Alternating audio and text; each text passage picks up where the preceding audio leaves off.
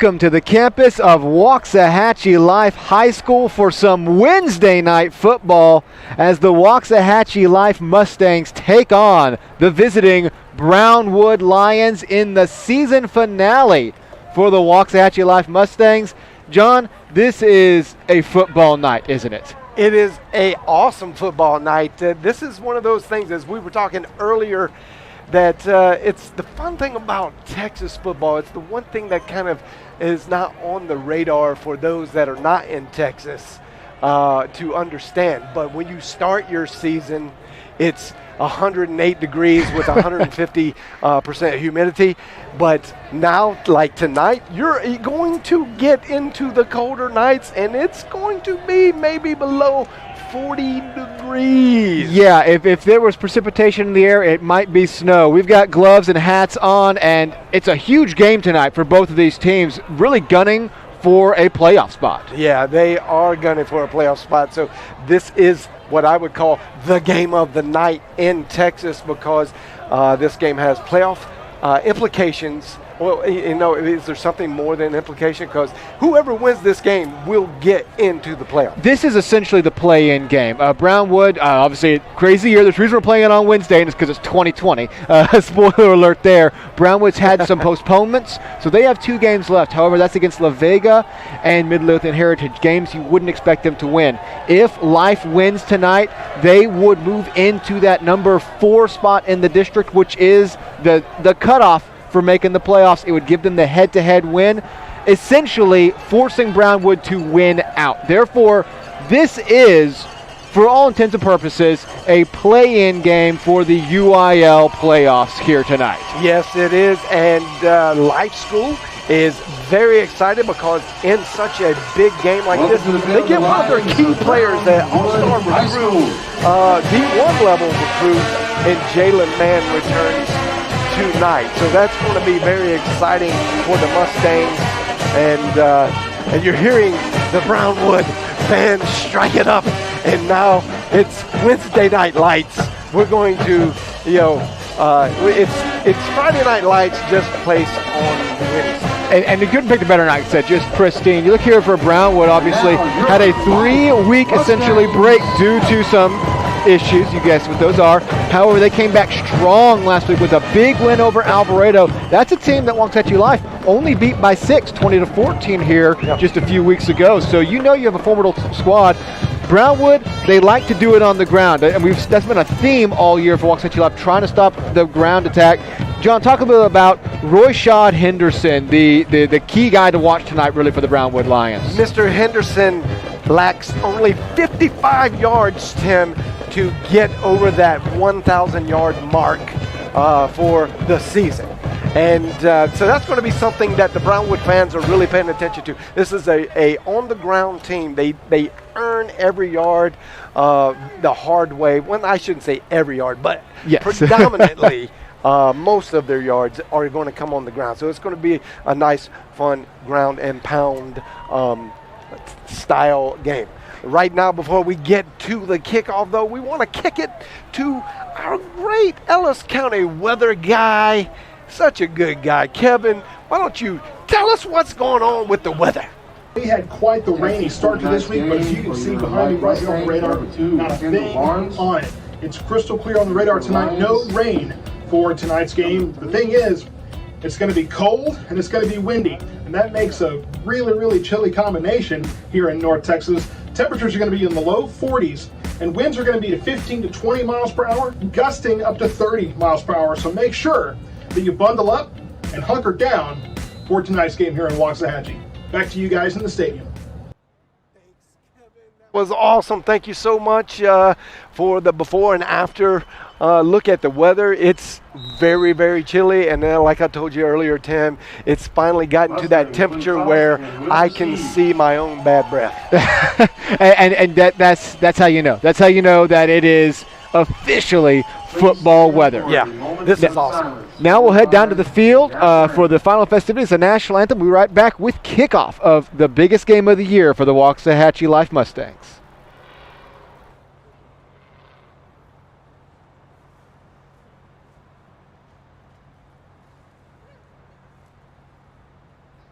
Thank you. Please remain standing as the Mustang Band performs our national anthem under the direction of Anthony Gaddy.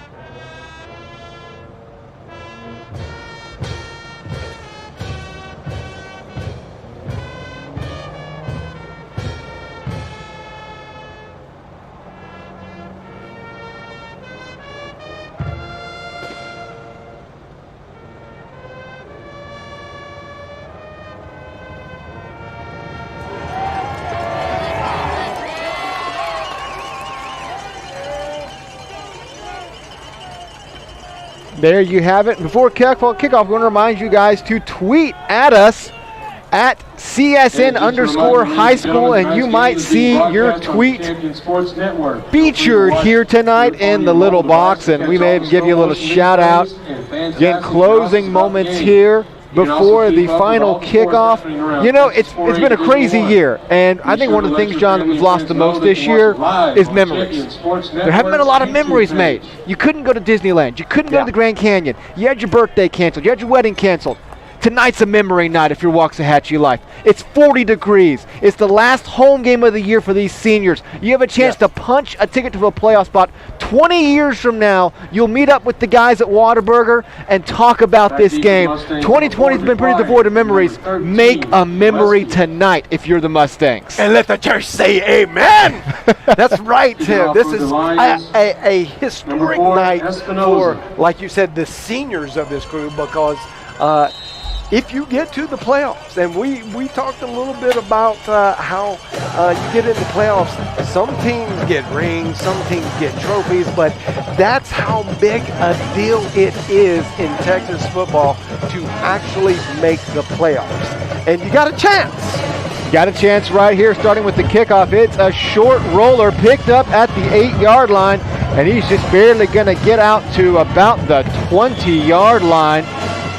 And that is where Colby Gramella will start. And again, I'm very excited to see him for the first time this year with Jalen Mann.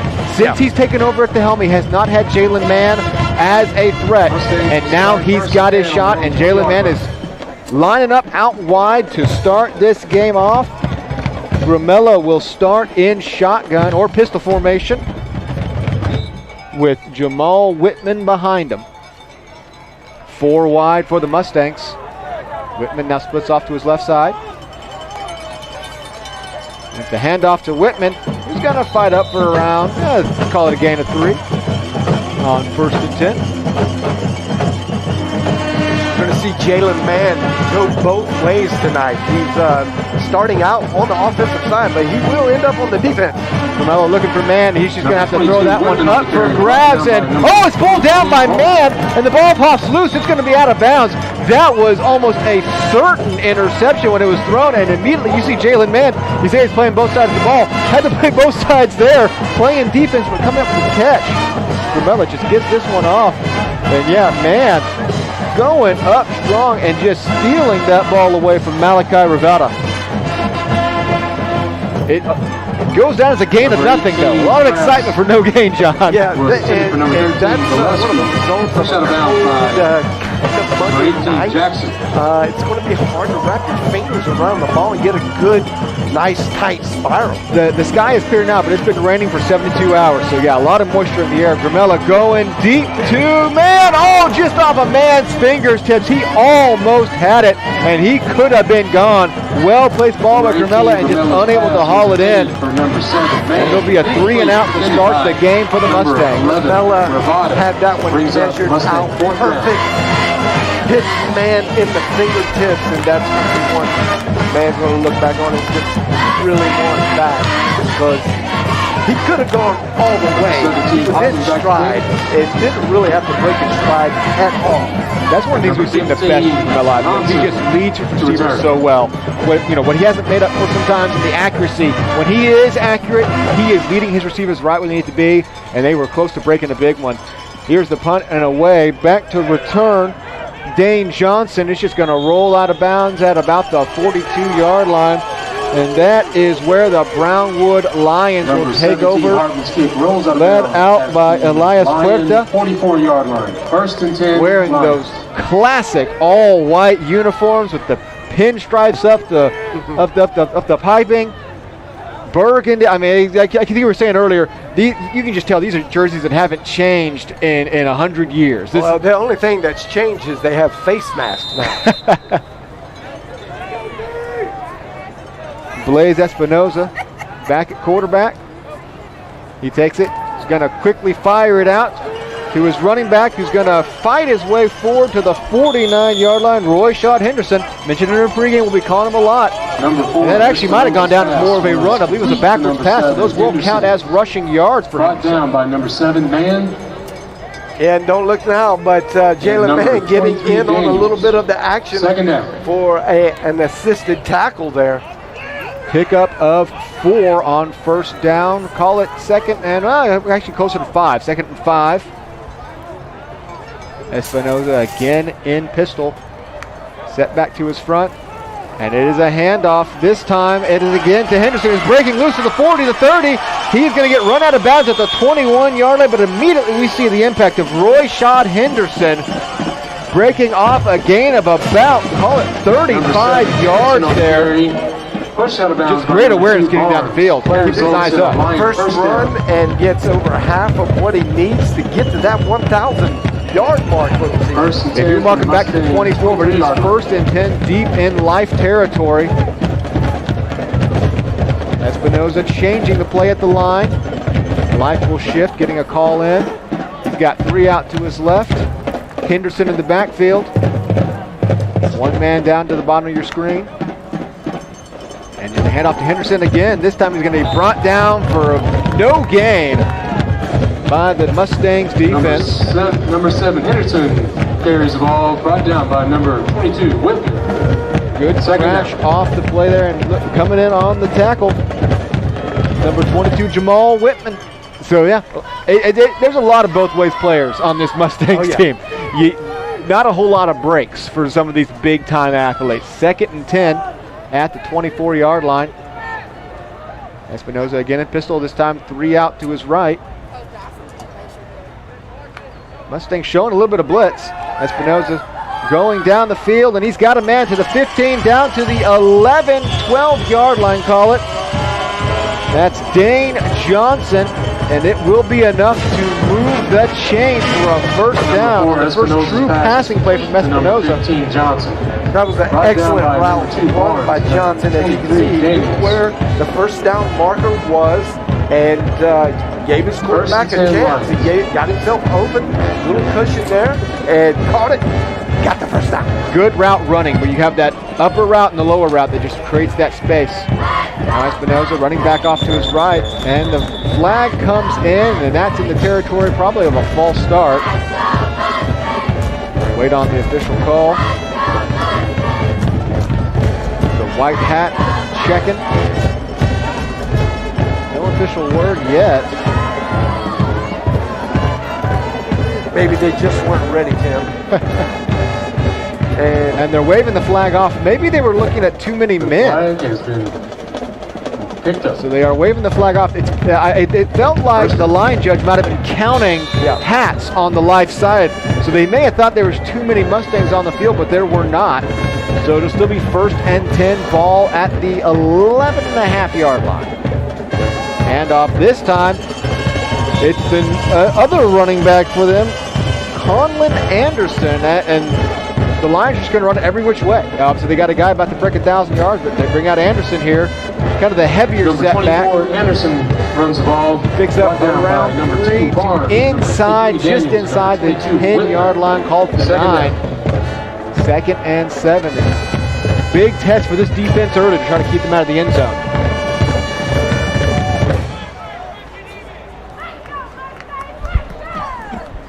Hand off again. Oh no, this time he keeps it. And down to the 1. No signal yet.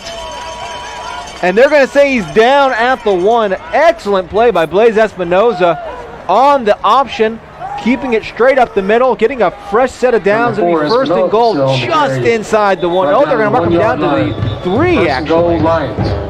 They're placing the ball at 3, and now they're moving it back to the 1, where I thought it should be. Yeah, right. Brought down by number 58, Johnson. There it is. They wanted to go to a hurry-up attempt.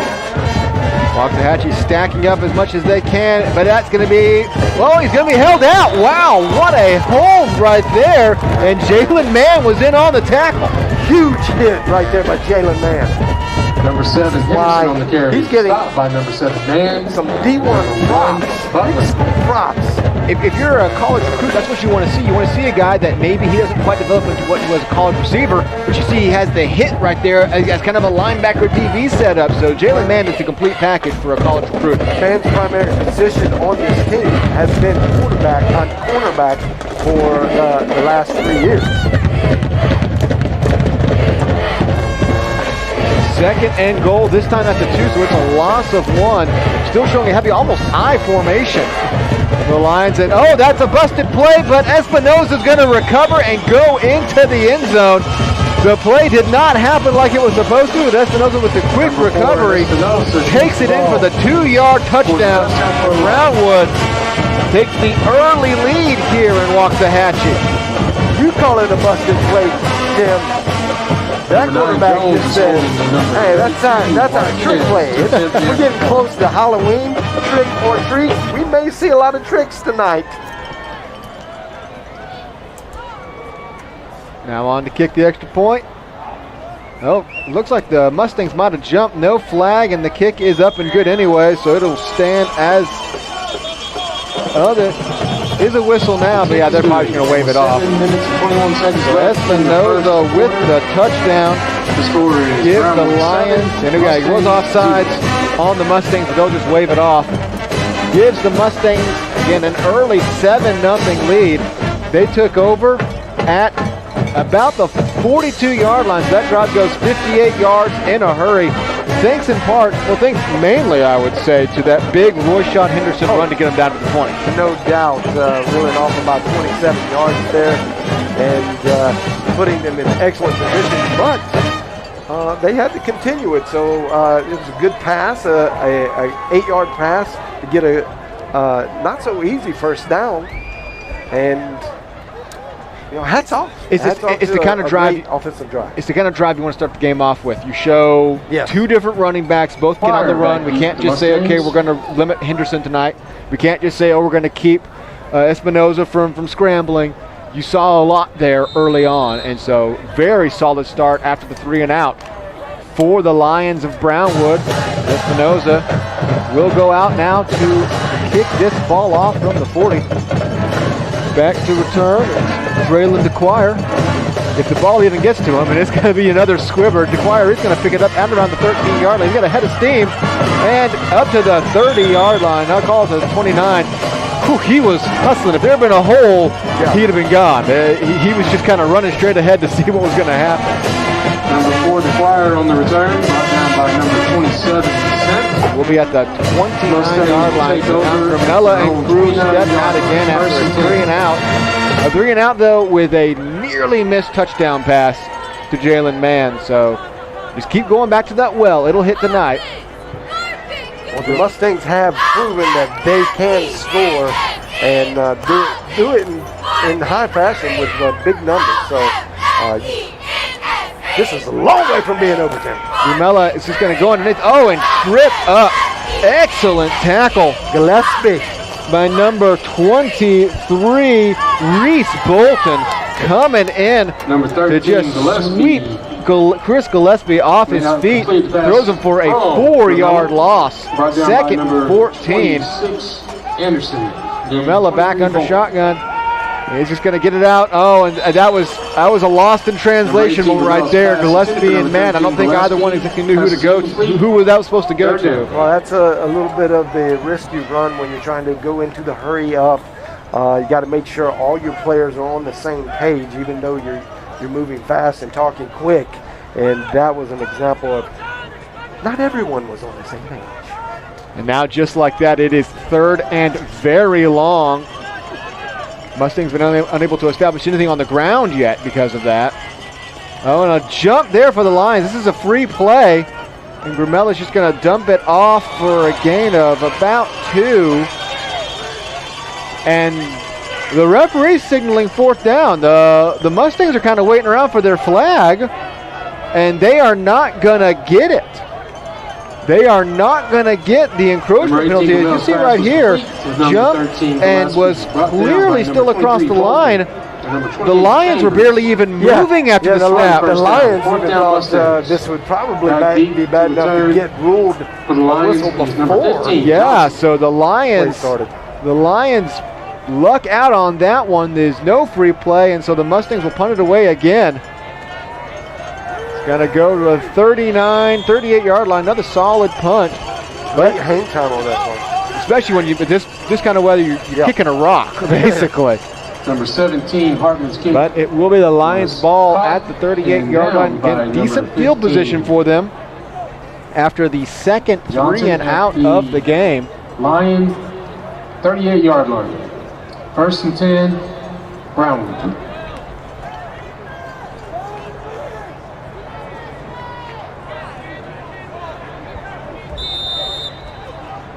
Espinoza with 3 out to his right. 1 setback. He's got a man underneath, but he's going to go long with this one, and that one is off the fingers of Roman McKibben with Jalen Mann in coverage. And whew, that was almost 7 more right there for the Lions. That was a great Number 4, Espinosa's pass was see it over the top here. by Huerta. He led him perfectly. Broken up by number 7. I don't know if the ball was actually hit as much that it the cornerback became a distraction. Yeah, Mann was in the right place. I can't tell. We'll maybe see on this angle if he was actually able to get a finger on it. Yeah, he was. Actually, it wasn't Mann. It actually was not Mann who got the finger on it. Right side cornerback. It actually would have been, I believe, Sharwan Daniels who got the hand on it. Here's a run for about 4 yards from number 15, Dane Johnson. Espinosa's pass is complete to number 15, Johnson. Brought down by number 4. We're willing to pass the ball. It's hard to tell whether it's a lateral, whether it's going forward, but they're going to rule that one a pass. But it brings up a third down chance for the Lions to pick up a crucial third down. They didn't have to face a third down on the last drive. They stayed ahead of the chains that well. Mustangs shifting up at the line. Espinoza changing the play.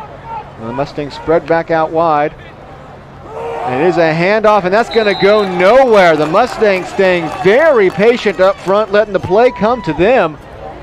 And it's going to bring up fourth down. The Lions aren't moving yet, though. They're still sitting there. Anderson on the carry. And I don't see a punt unit coming on, so even at their own 44-yard line. John, what do you think about this call? Going for it on 4th and 4 inside your own territory this early in the game. A lot of trust in your defense for sure.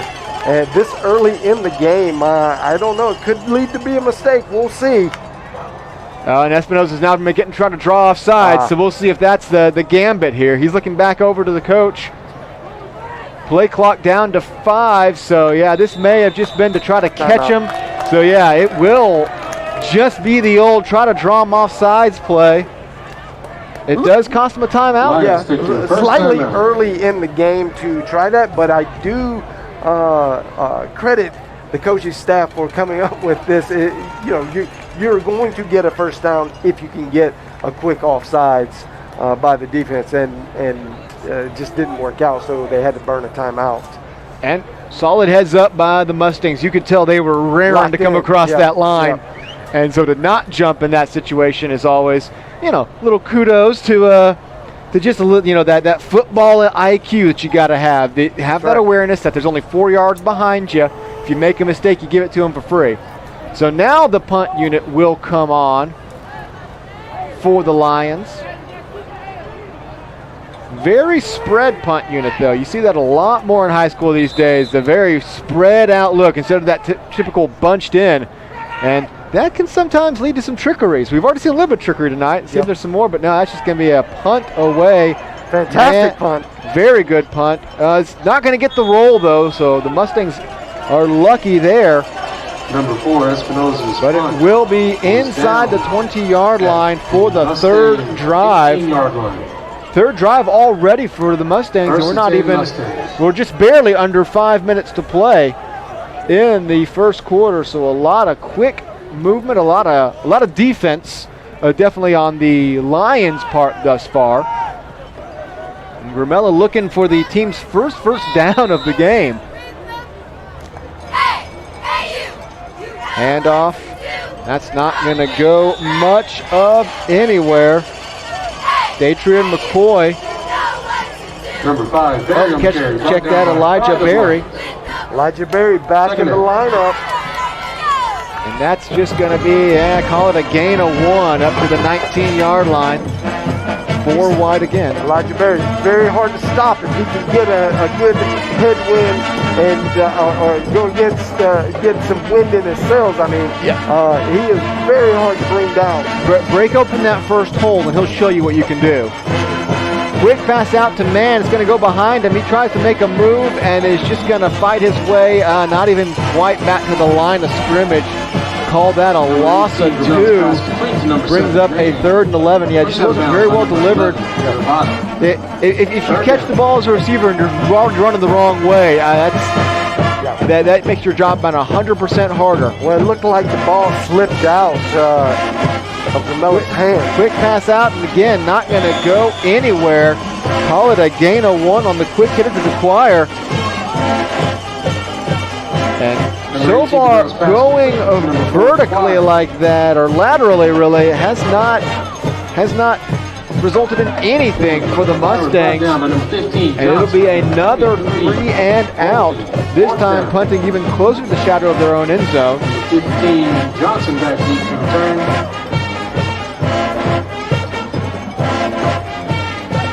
See what kind of punt they're able to get off here. And it's another solid one. It's going to bounce at the 47, go into the Lions territory, and roll just inside the 40. Still moving down to the 38-yard line. Exact same place. I think almost within a yard or 2, 3 times in a row. Yeah, so he's done a pretty good job tonight. Kennedy Hartman, and he's been a solid kicker for the Mustangs all year long, both kicking field goals and getting those nice punts off. And that one, again, just gives you that little bit, gives your defense some turf behind them. Anytime the ball gets put at the 45, 50-yard line, you're already counting points, it feels like. Espinosa, 3 bunched out to his right. Pistol formation. It is a handoff straight up the middle, but stood up at the 41-yard line. Great second effort there to get back, really maybe an extra yard. Number 24, Anderson. Conlon Anderson. Brought down by a herd of Mustangs. Second down. That was Jalen Mann laying the hit. Yeah, because he had a lot of momentum. He had that first gaping hole, had all the momentum, and Mann meets him right in the middle to stand him up. Not sure why the spot came back 2 yards, but it's probably he must have tried to reestablish himself. Maybe he hit his knee. Quick out, and he's going to be just shy of the first down. Malachi Ravada with the catch. Pass complete to number Espinosa has been pretty good at getting those balls out quickly. Hasn't had to face any pressure really from the Mustangs defense yet. Yeah, Brings not up yet. third and call it, a full 1 yard. They need to get to the 48-yard line. Back with that heavy set. Straight up the middle, and he's definitely going to have enough into Mustangs territory. Conlon Anderson down to the 49-yard line, and so far up front, the Lions are winning in the trenches. Anderson on the first down The carry. offensive line is Carry the just results in the first down. having Brought down by their number way 22 Whitman, against this number Mustang 55 defense Arnold. right now. Looks so good. They're opening up huge gaps in the middle. And then when they need that just extra yard, they just are moving the defensive line backwards. And when Espinosa had to, he's had plenty of time to throw. Hasn't had to face any pressure. Still a lot of clean white jerseys over there. Man in motion. Espinosa over the middle. He's got a man and broken up, almost intercepted by Tedrick Robinson. But either way, a great defensive play, as that was nearly going to be a touchdown to Watch Ravada. this. Robinson sizes this up right as after the throw. He knew he was going to make a play on it. You could tell cold hands just, I'm sure the ball feels like a brick right now. And sometimes it's hard to catch bricks. It was a great awareness to speed up to the play, get there, and then get both hands in front of you to have a chance at the interception. Either way, great breakup. Brings up 2nd and 10, 4 wide for Espinosa. It's a play action. What a catch! Down to the 33-yard line is Jason Jackson. And I thought Espinosa had overthrown him, and that was at danger of being intercepted. Number 18, Jackson. Jackson brings it down, and for the first time Espinosa took some serious pressure and took a lick as he got rid of that ball. But it is a excellent play in the end for the Lions, down to the 33-yard line.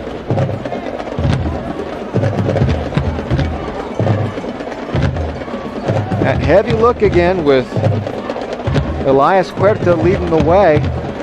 Another man in motion, and this time it's going to draw a penalty, a false start on the Lions.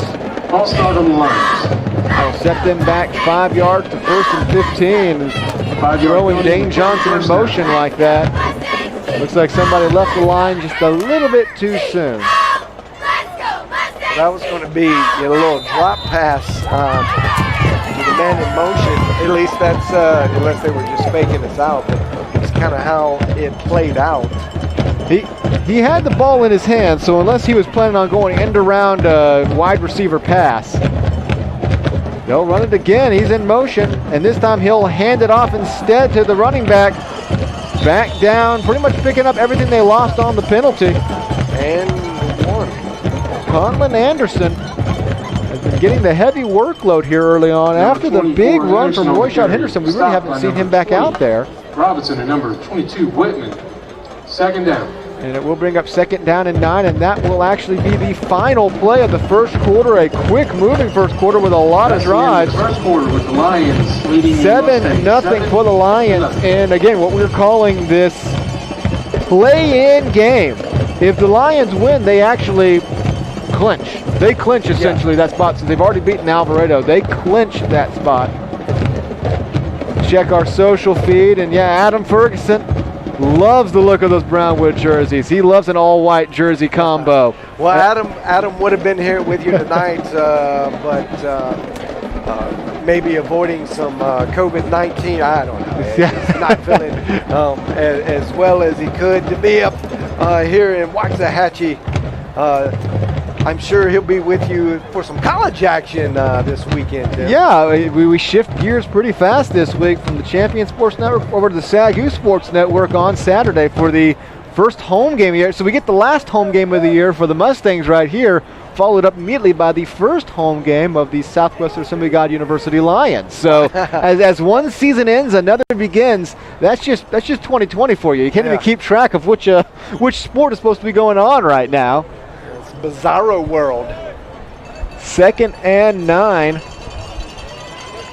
to start off the second quarter. Espinosa will come out with 4 wide. And again, it's Conlon to his left, so Still no Henderson out there. Mustangs drop some men back. Espinoza going deep again, and this ball is broken up and no flag. And that's a good no flag, I believe, right there. That's just solid coverage. I do too. I think that excellent no call by the ref staff here. Number and 4, you will see this. Espinosa's pass intended for number Yeah, I think he 15. just put his hand up, and he the actually big thing got is- on the ball. He got on the ball, and the big thing is Robinson made an effort to get his neck turned around. Yeah. If you make the effort to turn around, the referee sees that and says, okay, you're making a play on the ball. If you just face guard the whole way and throw your hands up, that's when the flag comes out. So excellent job by Robinson to turn it around. 3rd and 9. Espinoza, he's facing pressure. He's hit as he throws, and this ball is, caught! What a catch as Jalen Mann lays an absolute wallop on Dane Johnson. Johnson somehow hanging on to that one as he is crushed by Jalen Mann for a huge 3rd down conversion for the Lions. 15. I don't know how he held Johnson. on to that ball. Not a clue. Brought down hard by Not number a 7, clue Mann. because he is just going to, first of all, Espinoza is going to drop in a solid pass here. And Espinoza is, Mann is just coming in to break it up. Lays a solid hit, and hit on defensive receiver, hard to tell right there. Yeah. It was shoulder to shoulder. He did not lead with his helmet. And that was a good impact tackle, Yeah. but I think it was the ground, that really stopped it. The hard hit, these guys get hit And hard all the time. Espinoza facing pressure from his blind side, getting rid But of that see how one. hard his head hit onto the field. So I think they're going to check him out, just make sure he's okay. Either way, it's 1st and goal for the Lions now after a huge 3rd and 9 conversion. Espinoza laying it in there when he needs to. Whistle blown, and it will be a timeout for the Lions. They must not have liked the look, and it even looked like as the snap was made that there was a lot of miscommunication and that the Mustangs were coming across the line pretty quick. So 2nd timeout used. That's one of those things you would like to get, maybe, don't call that timeout because Randall Taylor was right there. He was going to smash the quarterback literally at the whistle he pulls up. But, and I don't know if they got that on replay, but that would have worked out well for the Mustangs. Lions threaten to go up 14-0 here, and when you look at the stat sheet already, 124 total yards. Meanwhile, the Mustangs with just 1 net yard over their first 3 drives. Big gut check moment for the defense here. With the offense kind of struggling where they are, you do not want to find yourself down 14-0. Either way, the offense has to put something together and start figuring out how to get down the field on this chilly night. 1st and goal at the 5-yard line, call it 5.5. Espinoza handoff and immediately wrapped up in the backfield. Darius Fuller, a name we have just called constantly. And we had a scuffle breaking out in the end zone. Well, and you see 77, he was just blocking really hard for a little bit longer than the play lasted. But looked clean. I mean, I don't think there was really too much to talk about. Neither did the refs. So they're letting it go. Get back to your huddle, boys. Playoff atmosphere. Loss of 1 brings up a 2nd and 6, and he's going to get down fighting for the extra yardage to the 1-yard line. Anderson looked like he was going to get brought down to the 4, and he almost went in for a touchdown. Well, one thing Anderson is showing tonight that it doesn't matter if you hit him early. He can stay on his feet. Got great balance. Just keeps churning. He's very hard to bring down. He was dragging 4 Mustangs by the end there, and you start off with the nice cutback to escape the first tackler. Now 3rd and goal at the 2-yard line. Heavy set now with the man up front for the Lions. Espinoza hands it off to Anderson right up the middle, and he's going to go in for a touchdown. Conlon Anderson from 2 yards out, and after a big 3rd and 9 conversion, the Lions punch it in for the 2nd time tonight, going up 13-0, 14 pending the extra point.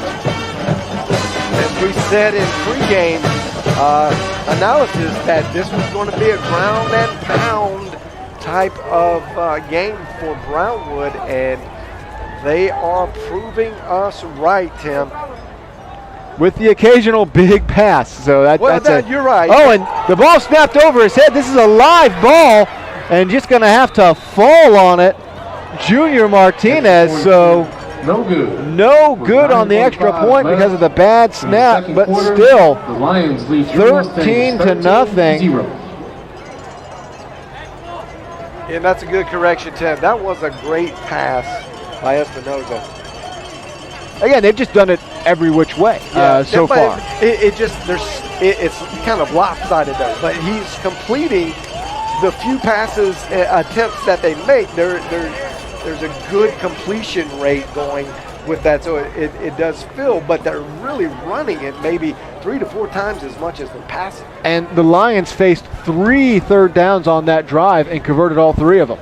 So that just shows that that ability to just keep moving the chains, make the big play when you need to. A couple of them, that last one was short, 3rd and goal to 2, but then you had the long one on 3rd and 9. They had one earlier, I believe it was around to 3rd and 2, 3rd and 3 as well. And as you can see in the game stats, the Mustangs are just struggling through the air, and that's one of their better assets that they bring to the field. And if you don't think weather has anything to do, I mean, it's easy for put it to the eye test. Mm-hmm. You can see that Gramella is finding it hard to really get his fingers wrapped around the ball and get a good pass off. There's been a couple off target, especially some of those kind of screen patterns they've been trying to pull off that have all been off target. So now here's Espinoza to kick it off. The last few kicks have all been pretty short. This one is going to be a bit more booming to the 7-yard line and brought down at the 20, Draylen DeQuire. So really, that was Taylor actually saved. I think DeQuire was going to go, and Sent got a hand on him and locked in on the jersey and held him up for about a second so the rest of the team could get it. But DeQuire, man, we know if he can get around the end, it's going to be hard to catch up with him. New quarterback in the game now for the Mustangs. Keeping it as Jalen Mann, so I guess not really a new quarterback, more just a new look. Formation, yeah. Bringing out the Wildcat, just trying to put something different. So Mann in the backfield. Stopped by number 26, Anderson. See if that persists throughout this drive. That's a one-play thing. He's going back in. He took a play. Mann was given the play called by the head coach, so a totally different look to start off drive number 4 in an attempt to get this ball moving. Mann in the backfield. He's still got 3 wide, so they're still running it like he's the quarterback. He's going to keep it again and find a little bit of room, breaks the tackle, gets up to the 35-yard line. So I guess the message right here is get the ball in the hands of your playmaker. Absolutely. I love this call by Coach Stanley to just give something different. Let's not get the defense is locked in on what we do. So let's show them something different. I don't know if this is going to be the way it pans out for the whole game, but great maneuver here in adjustment. Football is all about strategical adjustments. Some strategery over here. Right. Strategic adjustments, and that's what you're seeing right now. Man's going to give it to, no, he's going to keep it. Faked it to Barry, breaks a tackle, breaks another, gets to the outside. He has room to run. He's at the 50, the 40, one man to beat to the 30, still on his feet to the 20-yard line. What an unbelievable run from Jalen Mann. Man, he was in arms probably 4 once, times. Twice, breaks 2 tackles in the backfield, gets to the outside, then he's just running. This time he's completely free. Here comes the next man at the 32, breaks through that one, keeps fighting. He got an extra 10 yards after the 3rd touch. He's playing on Wednesday night right now. It'll be Saturday night soon. Gramella back into the quarterback. hands it off to Barry. He's got plenty of room to run. He's to the outside, down to the 1. Just going to be shy of the end zone, and the Mustangs offense has been ignited. Oh, there is a flag on the play, though, and Barry is hopping up and down. It is a hold on the Mustangs. So pump the brakes on the party there for a second, but either way, they are clicking. Interesting to see where they spot this ball, because the holding calls seem to be further down the field. So it may not be a full 10 from the line of scrimmage. We'll see exactly where they end up placing the ball. As Barry, again, if it hadn't have been called back, was nearly in the end zone there.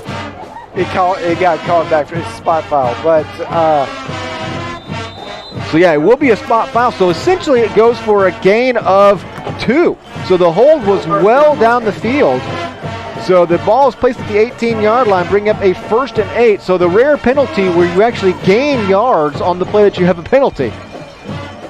Gramella hands off to Barry again. Same look to the corner. He has the room. This time he's going to get down to around the 3-yard line. No flag on that play. Great adjustment, Coach Stanley, to see what's going on with the defense. And it's just little changes that really make a big difference. You got Gramella back under, so now you're thinking, so now there's a little bit of off balance kind of feeling, and now all it takes is just a slight push of momentum, and the Mustangs could get right back in it.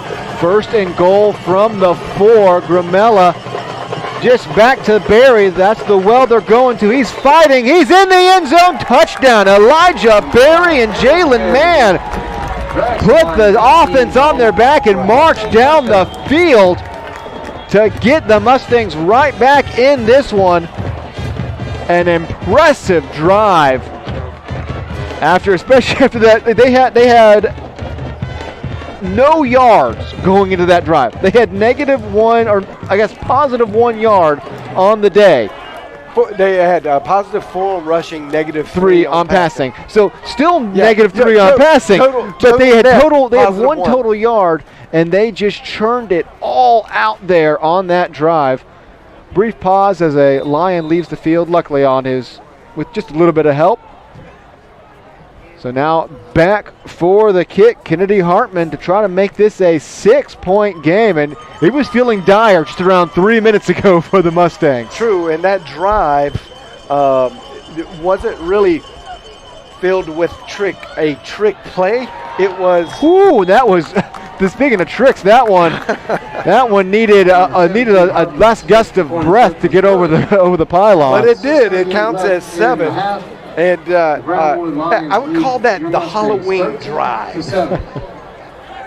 Staying with the trick or treat theme. Not one trick play, but kind of a trick possession. Well, in the spirit of Halloween, since that's definitely the theme we're going with right now, they changed costumes. They came out as a passing team. That's right. Just those first few drives, and all of a sudden, they came dressed up as Red Grange, the Galloping Ghost. There is a 100-year-old throwback reference for all you millennials and Zoomers tuning in right there. Look up the Galloping Ghost as they do it all on the ground. And again, a drive start at the 20-yard line, picking up all 80 yards on the ground on that drive to get it right back to 13-7. So the Lions now coming out on offense for the first time with a little bit of pressure, I would say, because first of all, they're probably not going to get quite as good a field position as you'd expect. They've been starting at about their own 40-yard line each time. This can help you flip field position for the first time. Obviously, getting on the board the first time is the biggest thing, but with 6:38 left to play in the half, the nature of the game has changed in an instant.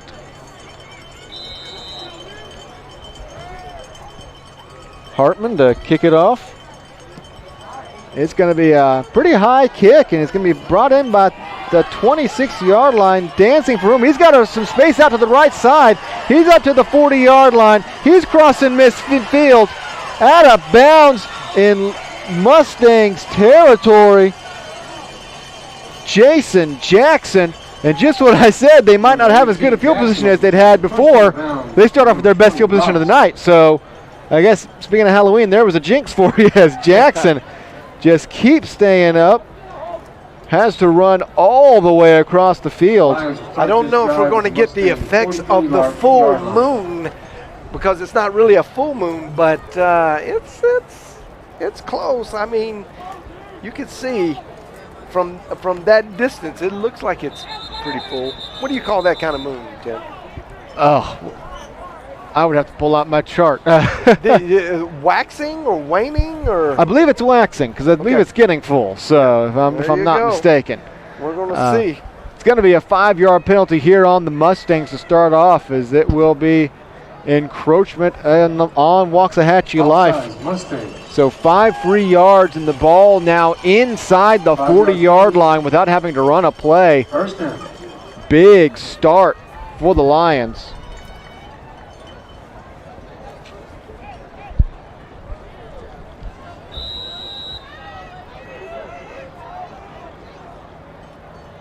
Espinoza, 3 out to his left, 1 up top. Kind of running the wheel route. He's just going to go down the field. He's wide open at the 12, in for a touchdown. One play. Malachi Ravada in for the 37-yard touchdown catch. Yeah, they're just filling this over-the-top opening here and playing it just right. Great pass.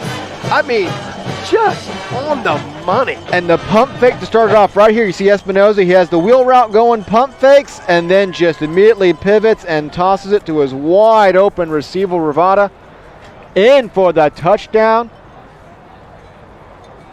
So what had been a defensive struggle has turned into a offensive back and forth in a hurry, as the Lions go right back up by 13 on a one-play 37-yard drive.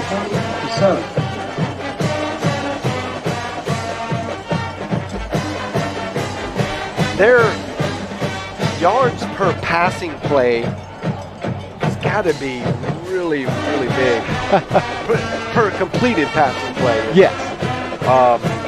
Well, I don't know that Espinoza's thrown that many incompletions, though. Maybe he's been on the money the whole evening. See if we can get those stats for you. So now Life, all right, Bradford had discovered a little bit of offensive mojo. They're going to have to keep discovering it, as they are right back in a 13-point hole. Well, the thing is now for the Mustangs is you can do it. So rinse and repeat. Yeah. If you got to go back to the unusual look, what did you call it? The ghost of. Well, it's more of a wildcat look to start off. But you called it a throwback to the Galloping Ghost. Red Grange, the Galloping Ghost. That's. It was the best Halloween nickname I could think of in my head from all of the football encyclopedias that I've read over the years. Right. Picked up at the 14-yard line. There's already a flag on the field to be up to the 29, but look for this one to potentially come back. And actually, no, wait, I'm mistaken. That's not a flag. That's the kicking tee. Yeah. The kicking. Hold on. Hold on. The kicking tee just went 25 yards. He connected more with the tee. I don't think I've ever seen that. The kicking tee is leaving the field now. I want to have that inspected. I think that's a corked kicking tee because it went. There's just this yellow out there. I doubt we'll be able to see it fly in from this angle, as it was a decent kick return. But yeah, so all kinds of weirdness here tonight. Flying kicking tees. It is back to that wildcat look. Man's going to keep it. He's just going to keep fighting to the outside, but never going to find the lane he needs and lose about 2 yards. Well, he just missed the lane. You'll see it. If he would have ducked in instead of going all the way out, trust your block there, and he would have been off to the races again. Brownwood spread it out, though, kept up with it, and going to go down actually for just about a loss of 1.5. The look remains, though, Man and Barry in the backfield, 4 spread out wide. I'll be interested to see if they ever actually do uncork a pass here, just to keep Brownwood honest. Not on this play, though. Barry's just going to go straight up the middle and probably call that a gain of 1 where the referees are marking it. So right back to the line of scrimmage, and it's going to be a 3rd and long. Just no movement up front. Yeah. And Barry, like I said, Barry needs that first hole. He needs that little bit of a gap to go through. Yeah, just getting back into the action, you can see he's a little hesitant to create the contact. He's surveying the land and trying to find the open hole instead of creating the open hole. And he's one of those backs. He's so big. He could create a hole himself. Now here's Man. He's going to keep it on 3rd and 10. No room yet. He's going to find the hole, though. He gets the outside. He is going. He's still on his feet to the 40, the 30. He's going to get dragged down at the 17-yard line. Jalen Man looked like he was dead to rights for a gain of 1, and as soon as he got the corner, he was gone. Well, between the 20s for the Mustang, it is definitely the Jalen Man show. 10 Mustangs. Hustling to catch him was Jordan Leach. And he was all that kept Man from going the full distance. And Man's he's gonna take a little breather after that one. Yeah, he's done a lot of running. Just watch this whole play. And watch, he's very patient, waiting, and then go. And as soon as he saw they're not going to beat me to the corner, he took it out there. Now Gramella's back in the pistol formation. And he's going to throw it out to Gillespie, who's going to get hauled down for a loss. So another negative pass play. It's a good play call. It's just got to take half the time. It needs to get out there quicker. Way too long to evolve. Yeah, you need to be able to get it into his hands quickly and have that man up front blocking. The blocking didn't hold, though, and it's a loss of 3, bringing up 2nd and 13. Gramella will come back in as the quarterback, as the clock is ticking towards 3 minutes to play here in the first half. Pistol formation, 4 wide. This time it will just be a handoff, and fighting forward for some extra yards after contact. He'll get back the first down markage in a little bit more. Elijah Berry bringing up a 3rd and more manageable. Call it 3rd and 9. I'm gonna just go ahead and call it. You're seeing Elijah Berry just kind of slowly get back into it, and it's just going to take a few hits and a few looks. He needs the reps, but I would predict in the second half you're going to see Elijah Berry come to life and really be the running back that this team needs him to be, and see him really grow into that potential that you know he has. Elijah Weiss left the field there for the Mustangs, and now Gramella's going to leave the field as well. So on 3rd and 9, it's going to be Jalen Man. Well, I mean, the last 3rd and 9, you kind of know what's coming at you. 3rd and 9 able to stop it? is 2 strides for Jalen Man if he can find the gap. Potentially 4 down territory here for the Mustangs. Man, he's going to go to the corner. He's got his first hole. That's all he really needs. And he's going to get brought down at about the 11-yard line, just brought off his feet. And you know they're going to go right back at it. Yeah, that's a play you call when you know that you're probably going up for it on 4th down. And I'm surprised Man didn't actually try to go back to the outside. He only had 1 man to beat and had a blocker in the way.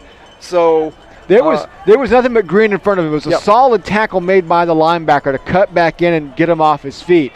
But if it hadn't been for that, he definitely got the first down. Brings up a 4th and 4 now as we are approaching a minute and a half to play. Big points play here for the Mustangs. They try to keep pace, and probably a very wise timeout being called here by Waxahachie Life to talk this one over, because this is a crucial play. There's not a whole lot of time left, so you feel like if you can punch it in, this is probably your halftime show. Halftime score. This is probably your halftime score. Well, we'll be showing it a few more times during yes, halftime, I'm sure. We'll be showing you the score all throughout halftime, as well as some bands if you want to stay tuned for some bands. Yeah. That is just a stunning stat for the Mustangs. 156 yards rushing, -7 yards passing.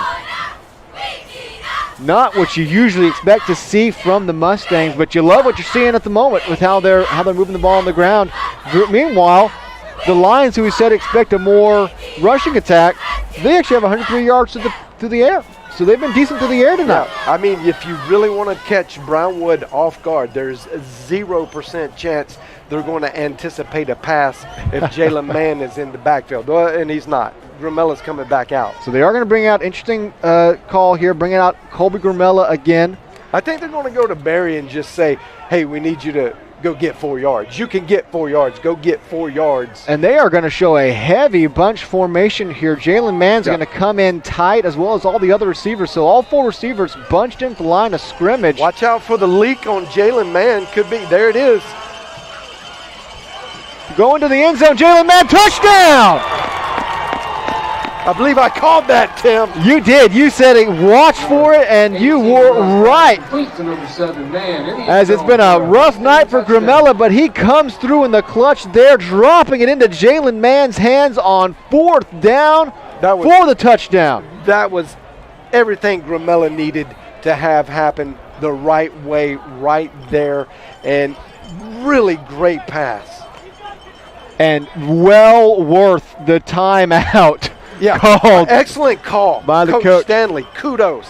Excellent call. Extra point is up and good, and it is 20-14. So yet again, another huge run by Jalen Mann gets the Mustangs down the field and right back in this game.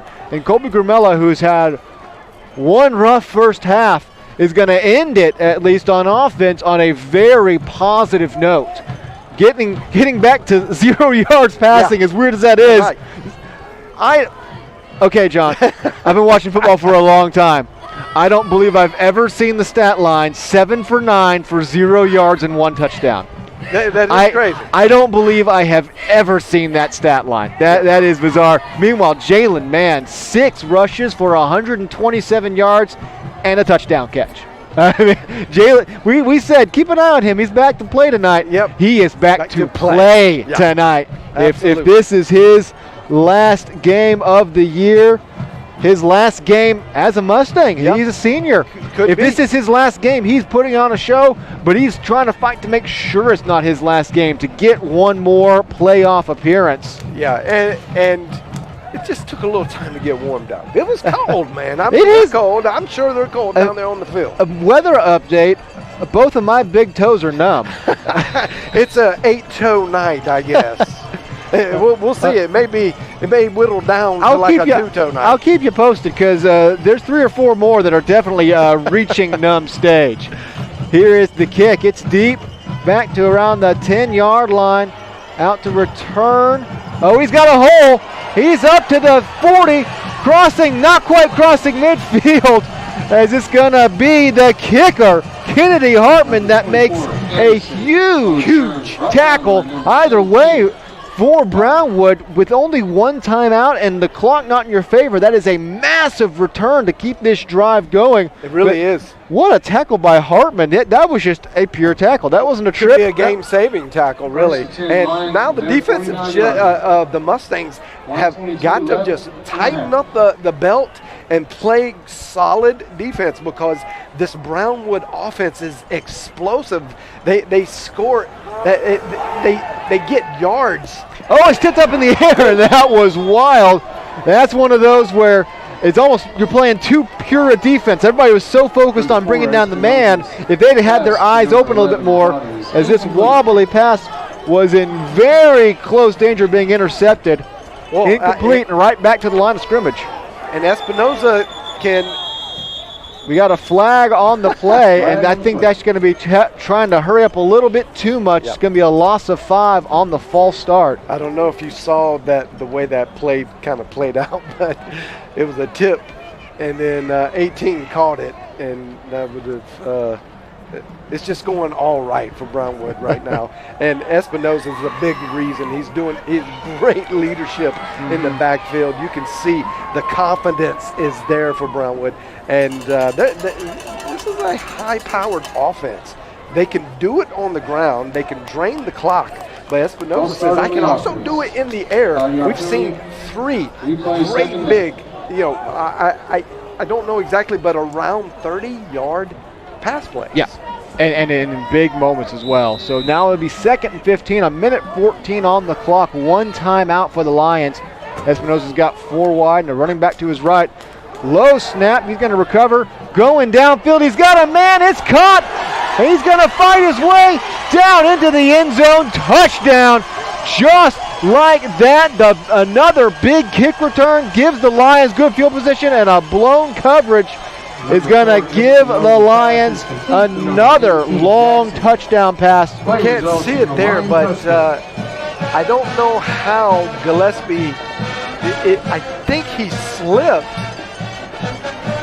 and was just trying to play catch up after he slipped down, and you couldn't see it in that particular angle. But I mean, that receiver was wide open. It was Jason Jackson who had the touchdown, so a nearly 60-yard touchdown pass restores the 13-point lead. And like I said, it's turned into a barn burner in a hurry here. And in maybe one of the oddest ways you expect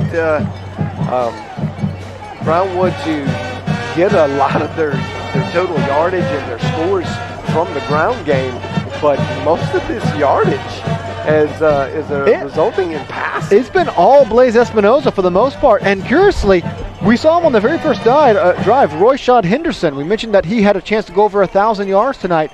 We saw him on the first drive break off 1 long run. We have not seen him since. You start to wonder if he is unable to return to the game for whatever reason. We'll send our scouts down to see if we can get any kind of information on that. Yeah, he broke off a really large run, got about half of what he needed to get to that 1,000-yard mark. So you would think, you're on the precipice of a huge season. But we haven't seen him since, and so now they're still going to have a minute 4 and 2 timeouts, and they have been able to show some flashes of their own, so there's still plenty of time left. And, especially after getting that touchdown, you felt like, okay, we're going to go into the locker room down 6. Not to be so. As essentially a 2-play drive. This is going to bounce and go in the end zone for our first touchback of the game. We've had a lot of kickoffs and a lot of punts, but only 1 touchback. So now coming out to the 25-yard line, and I think right here you just put it back in Jalen Mann's hands. Say, hey, break it one more time. Yeah, and if that would have been kicked a little better for reception, a minute 4 left in the second quarter. I think it would have been a good time for the fake fair catch. We saw that 2 weeks ago when the Mustangs pulled off a fake fair catch where he went through the motions of taking the fair catch and everything but throw his hand up and then just kind of walk forward. That's a dangerous play, though, because you can get lit up if they see it coming. It's Grimella in the pistol formation. He goes back, pumps, still looking for a man, rolling out to his right, gets it down the field, and that's just going to sail wide. Number 18. 56 seconds remaining. Intended for number 7, man, incomplete. Second down. Just no one ever really got open down the field. I mean, that's smart by Grimella to not risk anything in this situation. You hate being down 13, but you'd hate even more to be down 20. Yep. That was a very wise play. Grimella back to 4 wide. Ross back. He's just going to get it over to Mann, who's going to, not be unable to bring it in. And that's just one of those you're having a hard time bringing it in, and the hit's coming. It was overthrown, and it really exposed. As you can see, that's wobbling pretty bad. Just got loose, and that there's players ready to hit you very close around. Your arms get just a little shorter. 3rd and 10. Still 51 seconds left. You don't want to punt it right here, or Brown would have plenty of time. Throwing it out. Oh, and it's going to be a miscommunication. Barry was open. He was calling for the ball, but he realized the ball had already been thrown.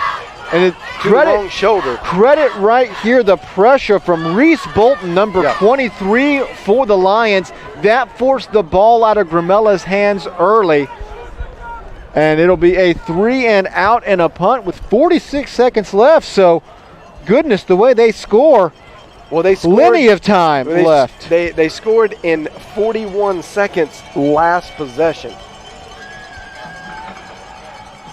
Punt is away by Hartman. It's another good one. Fair catch called for at the 39-yard line. So interesting to see the Lions strategy here.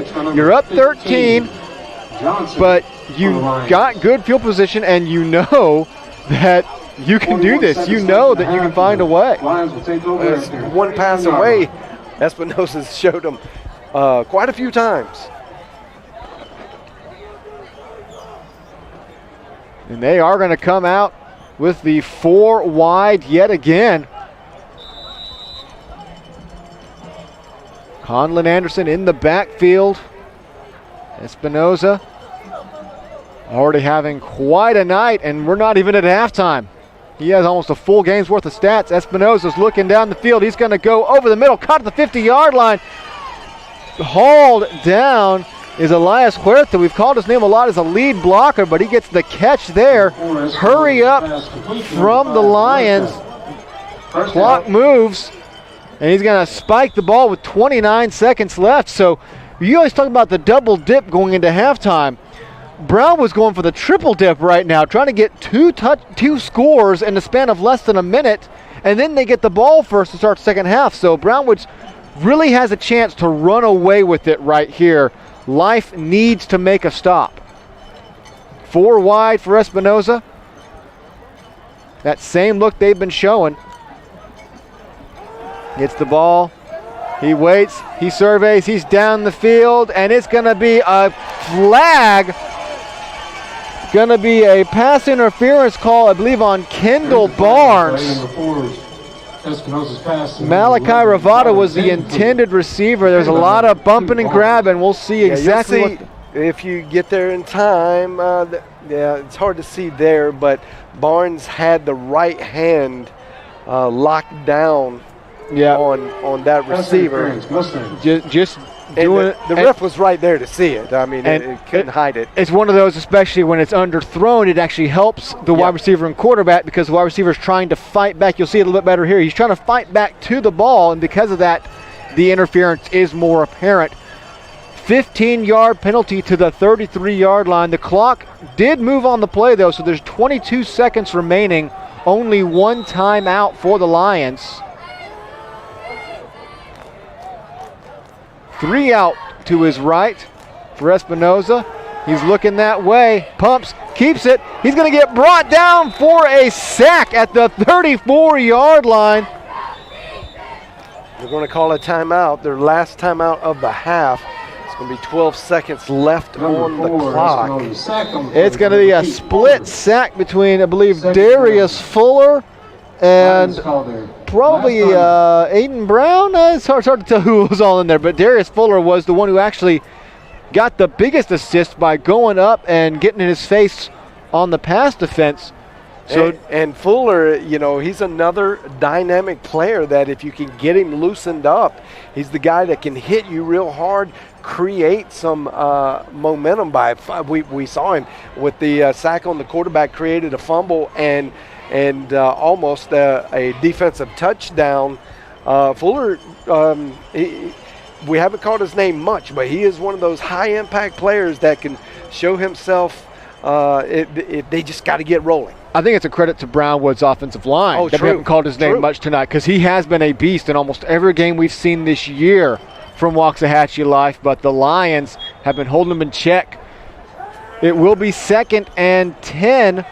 A very long 10. I call it 2nd and 11. I'm going to go against the scoreboard. I'm saying 2nd and 11. 12 seconds left. No timeouts now for the Lions. So they have to either go out of bounds or go to the end zone. Espinosa 3 out to his right. He's going to drop back. He's got plenty of time. He's going to go to the end zone, and it's going to be just a little bit wide. Jalen Mann was on the defense, and that's exactly what Espinoza was thinking. Go to the end zone, try to get 6 more. And it's going to happen one more time, Tim. 5 seconds. 5 seconds left. Definitely not in field goal range. That'd be a 51-yarder. And if the kicker's toes feel any way that my toes feel right now, I couldn't kick a golf ball right now without howling in pain.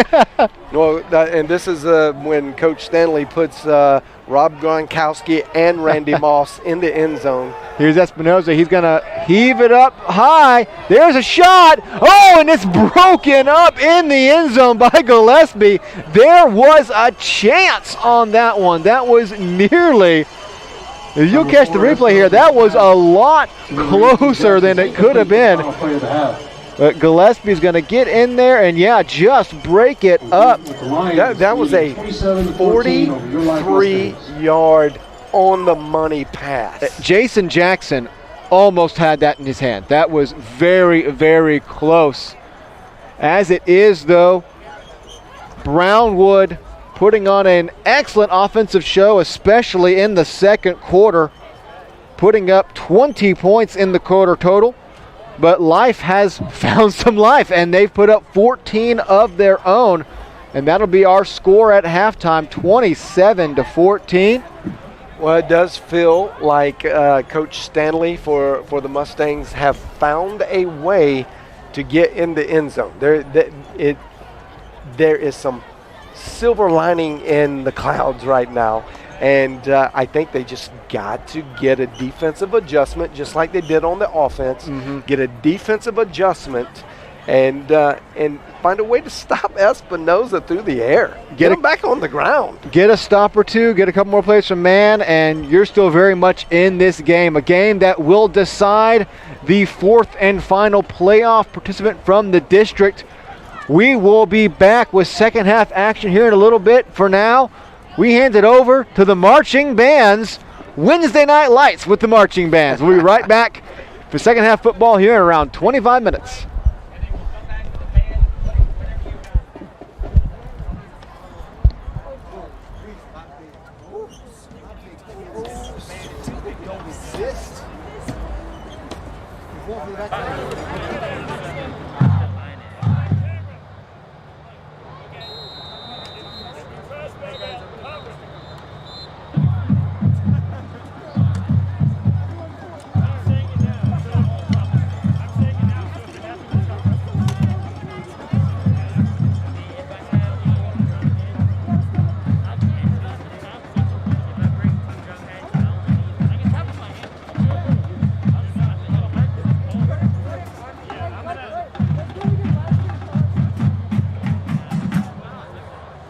Ladies and gentlemen, Brownwood High School proudly presents the Lioness Drill Team and the pride of Brownwood, the Brownwood High School Line Band.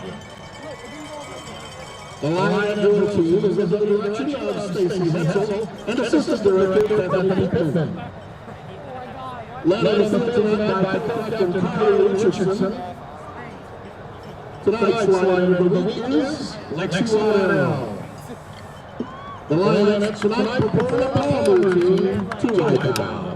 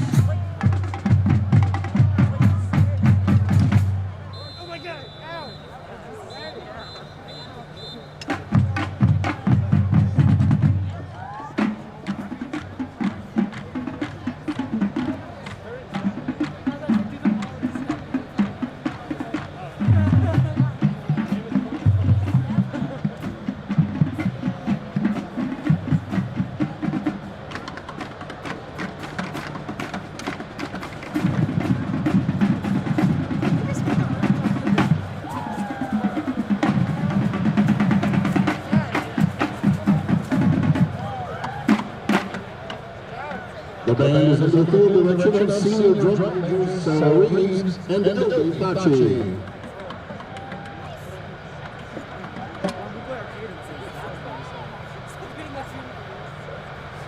The Lion Band begins their marching performance with the music of the Beatles. Here is Get Back.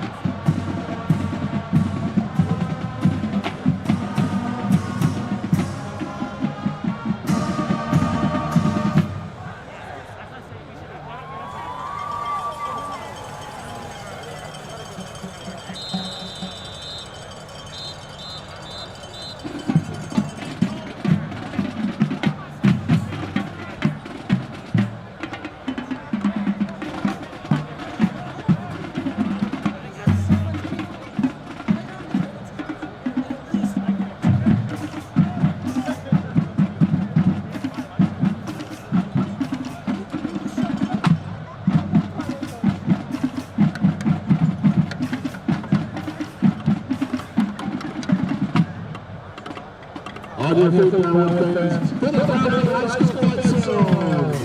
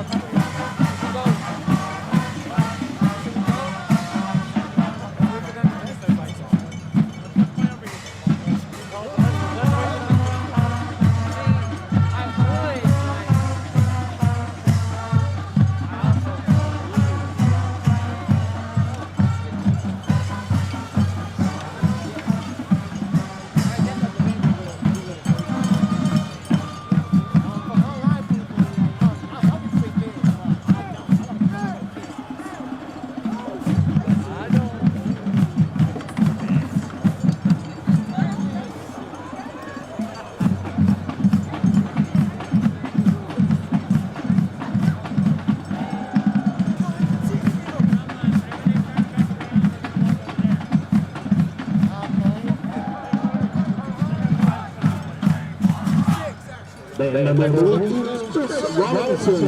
Assistant coaches are Nick Grace and Victoria Ramos.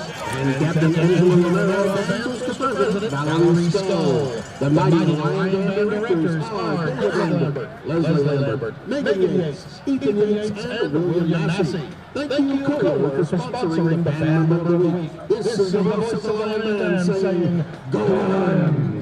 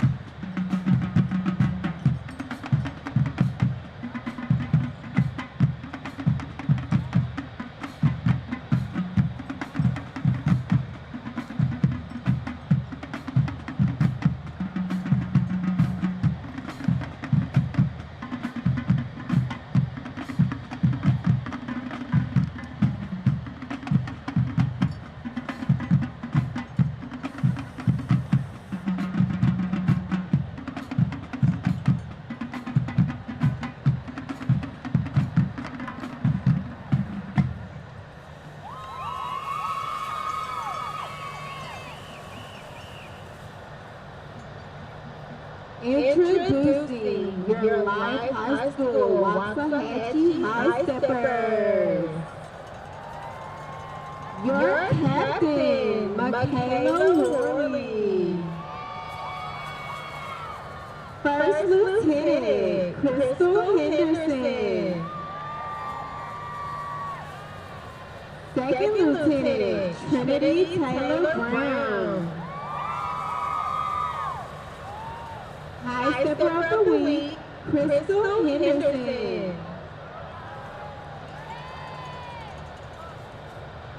Ladies, Ben, are you ready?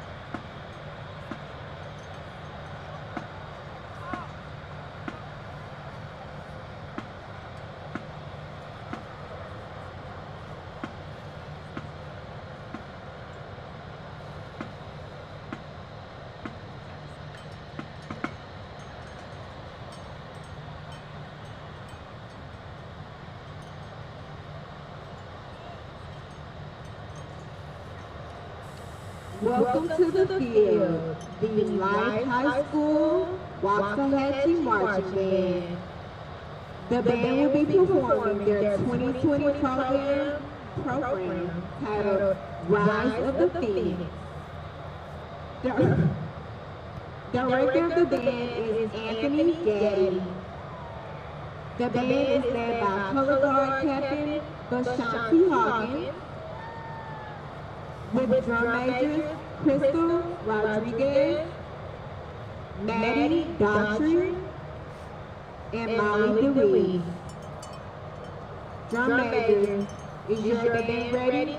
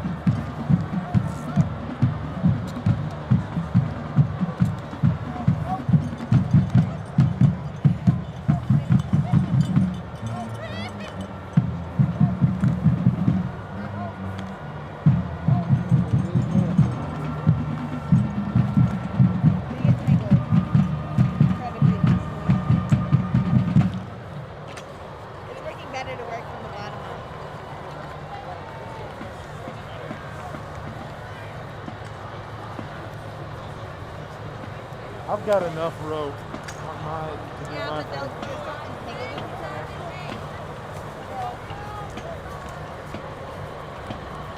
There you go. Hey, 5 on. There you go. There you go. Hey, what you mean, bro? First play.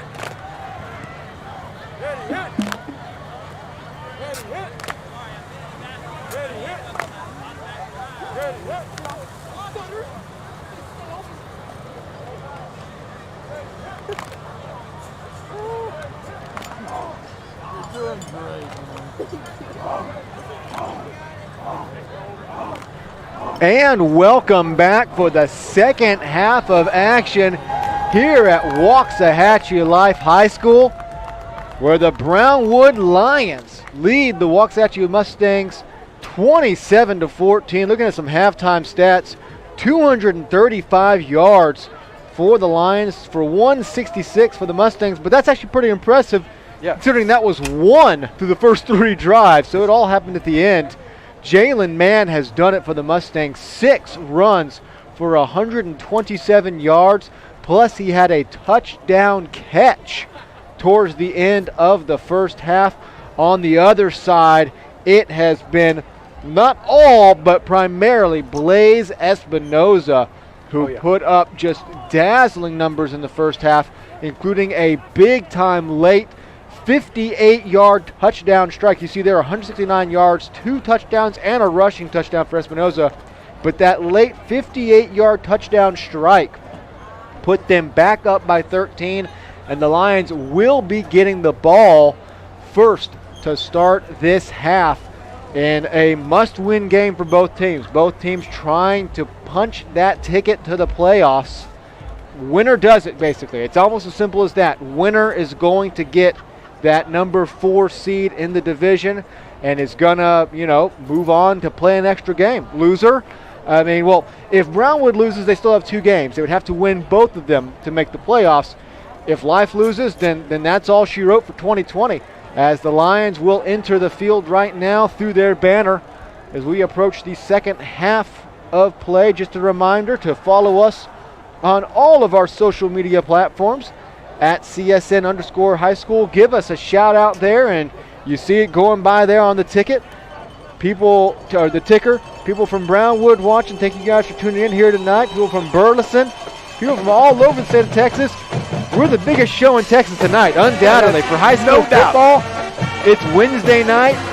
I think we decided there was 5 other games happening tonight, but I don't think any of the other 5 games across the massive state of Texas have as much implications as this one does right here. So the Mustangs head onto the field to kick the ball away, and the defense needs an answer because it has been really 3 consecutive touchdown drives and the end of half, nearly a 4th touchdown drive.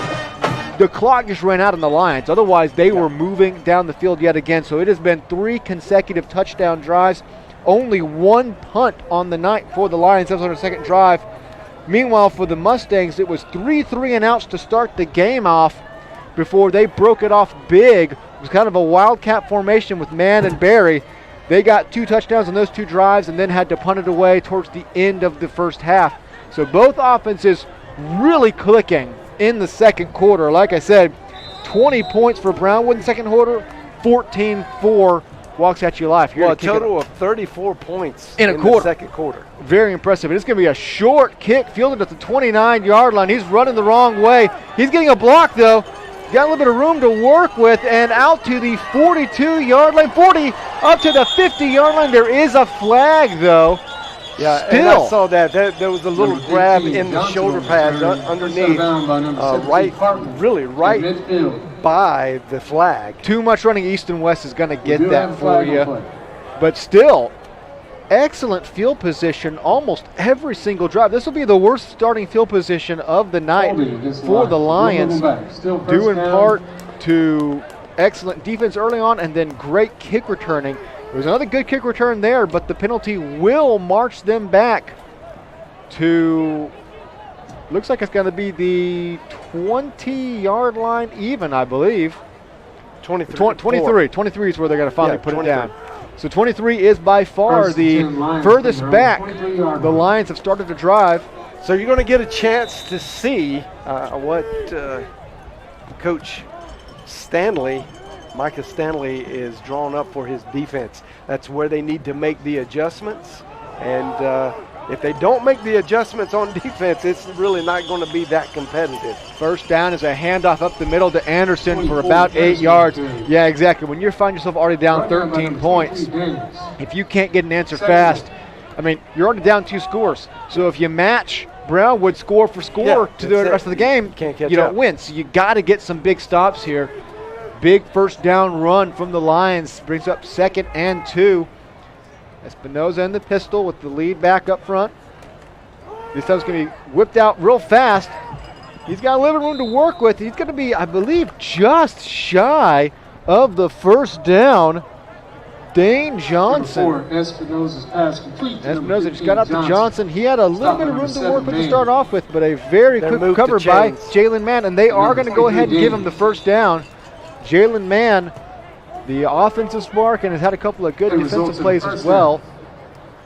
And I bet it's kind of tough on a night like tonight. You get all worked up, and a 28-minute halftime, I think it's a bit excessive in high school, but that's just me. But you're going to go in. There's no way you don't freeze up, and then you come out in this cold. I would argue that you're freezing up outside. Handoff up the middle to Anderson. He has the first down and more across midfield to the 48-yard line, forced out of bounds by Draylon DeQuire, but not before he broke a gain of over 20 yards to take the ball immediately into the Mustangs territory. Brownwood just keeps finding ways to move the ball. Well, this is what their specialty is to methodically just drive it down. They have the offensive line, that front that will push you back and just use up a lot of clock. Back 2 out wide, heavy setup here. Man goes in motion. It's going to be a little flip out to him. He's going to have a hole and up down to the 39-yard line. Dane Johnson again. We saw them try to run that play earlier. Got whistled for a false start. This time it's going to go for, call it, about 8-9 yards. Brings up 2nd and 2 at the 40-yard line. Mustangs really needing to stop here. First time you hand the ball back to Gramella and Mann, you don't want it to be in a 20-point hole. You need to find a way to, at the very least, hold this to a field goal attempt. Espinoza looking out to his right. He's going to go that way. He's got a man, and it's almost broken up, but caught and going into the end zone for a touchdown. Jason Jackson. Number 4. And it really looked like Draylon DeQuire was going to break it up, but he couldn't get high enough. Espinoza's amazing night continues. And DeQuire. Wrong hand. He went in with his right hand. He'd have gotten that left hand up. He probably could have gotten a piece of the ball. And really it was because he came to a stop a little bit too soon. If he could have taken a step or two back, he would have had a chance to deflect it. But it is another touchdown pass. Extra point is up and good. And so the Lions do open up a 20-point lead just over 2 minutes in to the second half on another stellar touchdown pass from Blaze Espinoza, his 3rd of the night. 4th total. What a night so far for the senior quarterback. Catch that, junior quarterback for the Brownwood Lions. A team that was out of action for 3 weeks. Now back in action, and they've got 3 games in about 10, 11 days. They are right back at it on Monday night. So Monday night, Texas high school football. And then the Saturday afterwards as they close out against La Vega in Midlothian Heritage. So a lot of it gets thrown in very quickly. As we do have an update there, as you see, as La Vega is up on Alvarado 35-0 right now. Those are the 2 teams that will meet on Monday night. But this is the big one. This is the one they knew they had to have in order to get that playoff spot. And right now they are doing everything they need to with their largest lead of the night up until now, 34-14. Mustangs need to just keep on finding these answers and hopefully come up with some solution on defense. Bouncing kick is fielded by Draylon DeQuire, and he's just going to get up to about the 21, so not a whole lot of gain after there. And it looks like we do have an injured player after the play. He's going to get up now. That's good. Earlier we're calling for some help, but now he's up on his own power. I think it was DeQuire. He got held up and got smacked pretty good there right at the end. He was not wanting to quit. Didn't take the easy route out of bounds and just stayed in there. So you'll see this.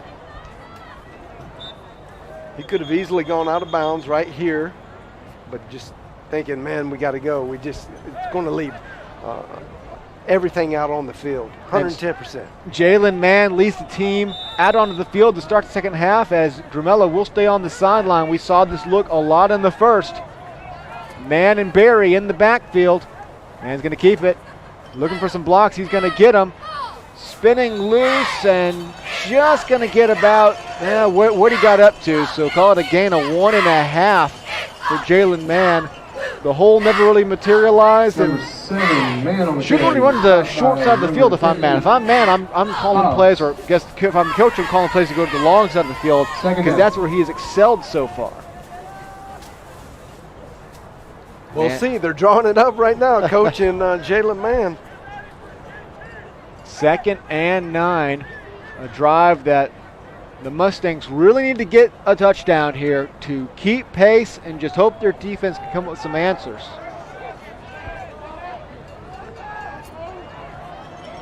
In the formation, Mann's going to give it to Barry right up the gut, fighting his way forward for about 3 yards.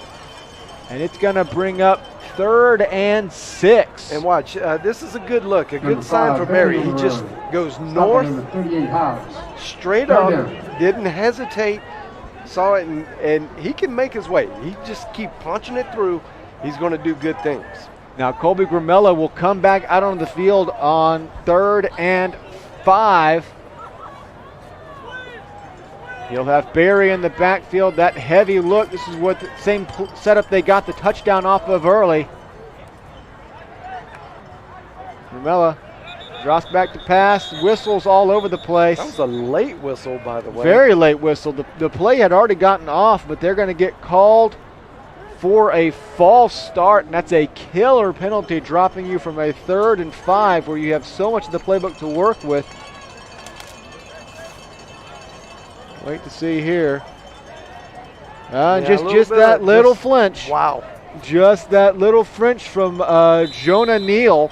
I get calling that in the NFL, but at this level, that's such a small infraction. It's cold. He might have been shivering. Yeah, it was like involuntary. So now 3rd and 10. Gramella with 3 out to his right. He's looking that way. Looks back out. He has to throw it. He's getting chased, and he's just going to have to throw this one well out of bounds. And that will be all for this drive. And I think Carmelo's getting a little bit of talking to over there on the sideline about, hit your read. Yeah, you got to get rid of that ball. That's not a situation where you can wait and throw it away. You gotta just go with what you got. And it doesn't mean throw an interception, but if you hit that, I think that first look, he had a shot under the middle, underneath to get a quick pass in, maybe have a shot to fight for the first down. But as it is, they'll be out to punt this one away. So now it is very much incumbent upon the defense to just keep this one from completely getting away, as Waxahachie Life has to use a timeout. Definitely not what you wanted to do here when you're already pretty much locked in on having to punt it away. You really didn't want to have to use a timeout there. And you see the defense kind of meeting over on the sideline right now. They know this is a make or break drive. If you give up a touchdown here, there's just not enough time left to come back from 27, especially when, And in a cold night like this, things are, especially a methodical offense. Yeah. And Brownwood can just flip the switch and run it all night and run the clock out on you. So you need a stop here to at least keep that rally within eyesight. 20 is still big play here, big play there, you're right back in it. 27, that's just going to be too much to ask. So this is a crucial defensive drive. And another solid punt. It's going to get a Mustangs roll. And Kennedy Hartman, Number 17, Hartman's kick. impressive yet again. 45-yard line. Even as good as it is, still going to be the ball at the 45-yard line. Lions have been the beneficiaries of good field position all night long, except for really that last drive, and it didn't inhibit them at all. Only one punt for this Lions offense, and it came back in the first quarter on an early 3-and-out. Espinoza. Man to his left, two out top, going in motion. Fakes it, it's going to go right up the middle, and there's that running threat that we saw early from Espinoza. Haven't had to see it in a while, but that's a quick 9 straight up the middle. Number 52, Galloway. Second down. Bringing Dane Johnson in motion. Did just enough to draw everybody off to create the lane that Espinoza needed. And you already see Brownwood slowing it down a little bit here. They know the game situation.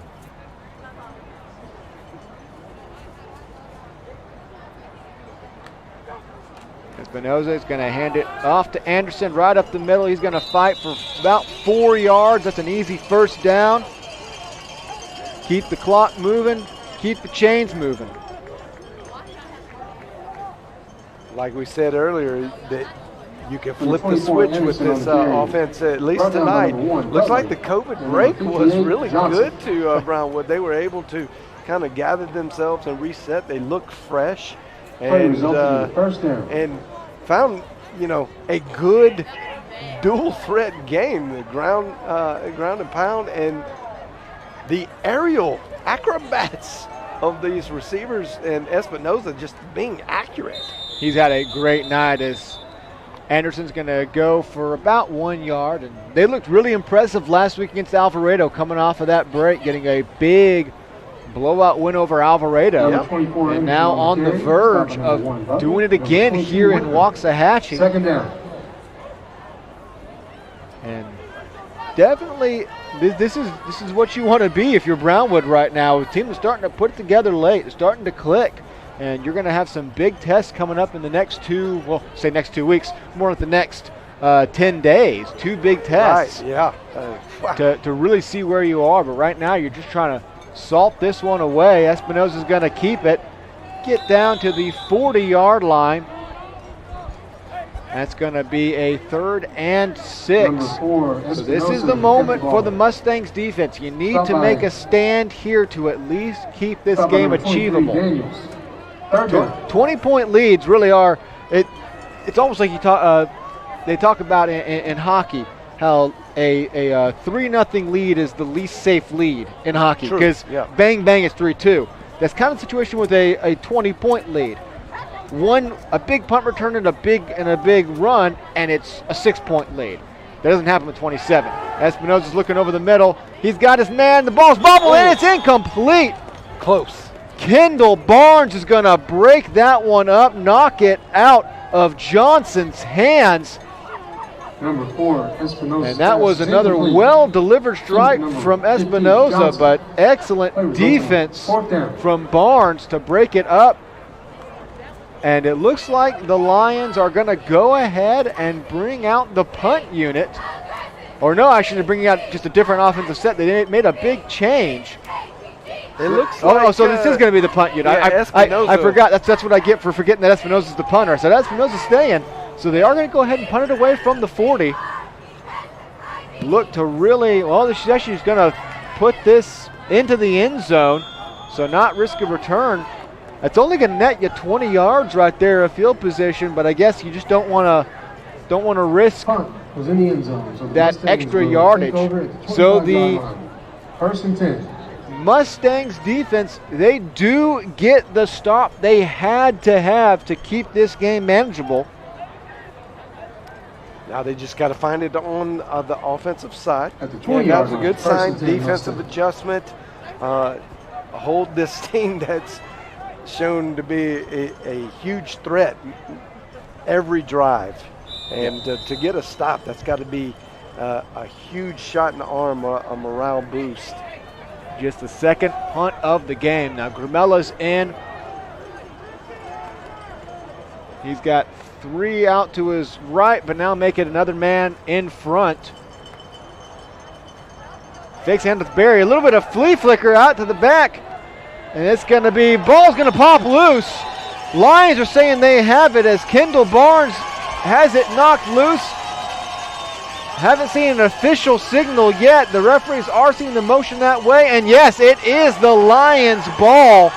A little bit of trickery does not go a long way for the Mustangs. Barnes, see here, he's just going to have it completely jarred loose. Yep.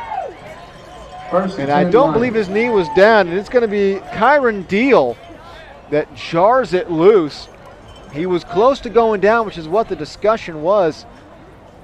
But he was still up, and it looks like Barnes is still down after that hit. Not what you want to see. That was a good, hard hit by the Lions. And you'll see, you don't really see it pop out, but you see Barnes jump after it. He knew he lost it. It's loose right there. And yeah. And it looked like he might have recovered it, actually. The recovery is going to be made by Zayden Lopez, and he did go over the top and just muscle it away. Barnes never got full possession. So the punt, the big stop and the forcing of the punt by the Waxahachie Life defense is all for naught as we have our first turnover of the game. I would argue with you. Well, I don't think you're going to see it, but looked like he jumped on top of it. Under center now, and whistles are going to come in, and a false start on Brownwood as they go under center for the first time tonight. He definitely got a hand on it. He got a hand on it, but I don't believe he ever had what you would. I didn't even see the false start there, honestly. But he didn't have what you would call control. He had a hand on it, but until you really get it under your body, it's not Still possession. loose ball. And so it was an excellent effort to get back over the top. Zayden Lopez initially had the pressure on Barnes, and he made a nice move to get back over the top to recover it. Like I said, first turnover of the game from either team, and it could be a backbreaker. Back under center with this heavy look. First time we've seen this night, and the ball is. Oh, it was loose. That was the old. I don't know what that was, but that was the old something. I think this was an intentional fake look here. Yeah, that is Espinosa faking as though he fumbled it. I hate to say it, but there was an old commentator the- back in the day. His name was Rob Price. The and fake fumble? He called the fake fumble. That The return- actually might have been a fake That fumble. we razzed him about that for about 6 years now, and that might have legitimately been a fake fumble. We owe him an apology. Espinoza throws it out, Never. incomplete pass. It did look like that. That was the goal. Espinoza Number 4, Espinoza. did like a stutter, like he had lost it, trying to get the defense to crash down. Everybody's going to go to that center to try to Kinda cover the did. ball. And it was a decent recovery by the Mustangs to get on there and hold the Lions to just a gain of 4. The incomplete pass is going to bring them a 3rd and 11, however. Not sure what you would do if you don't get this, but the Lions have been very good at converting these so far. That's going Espinoza, over the top. he's looking over the middle. He's got his man. It is caught. It is a touchdown. Malachi Ravada again. Espinoza putting on a show, and he has all day. 2, 3, 4, delivers into the end zone, has the open man over the middle. Touchdown Lions, as they're going to punch it to a 40-point game out for the extra point. The turnover leads to 6.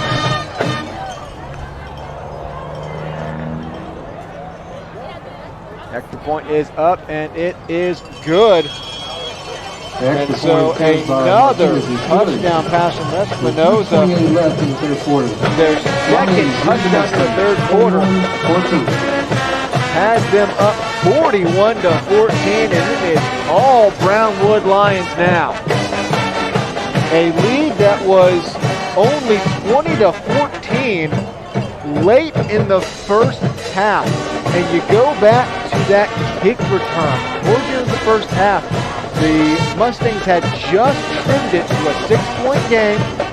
They were starting to click momentum-wise. There was around 90 seconds left. They kick it off. If you can make it stop there, you go into the halftime almost even. Instead, you had a great kick return from the Lions that set them up with really good field position.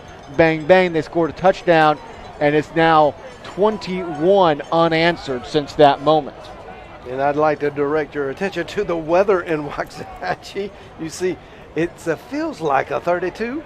I'd like to flip that around. To me, it feels like 23. It felt like 32 2 hours ago, but after 2 hours sitting in it. I can't feel my toes now. And 86% humidity. It's clear skies now, but as we mentioned earlier, it's been raining for 2 or 3 straight days here in the area. So it's still got that high moisture content in the air that just kind of saturates everything, makes it even that much colder. And I think that your inner polar bear is coming out, and you grew up in Latvia, and you're kind of used to this. But I'm a Southern boy. Not many days like this in Southern Florida.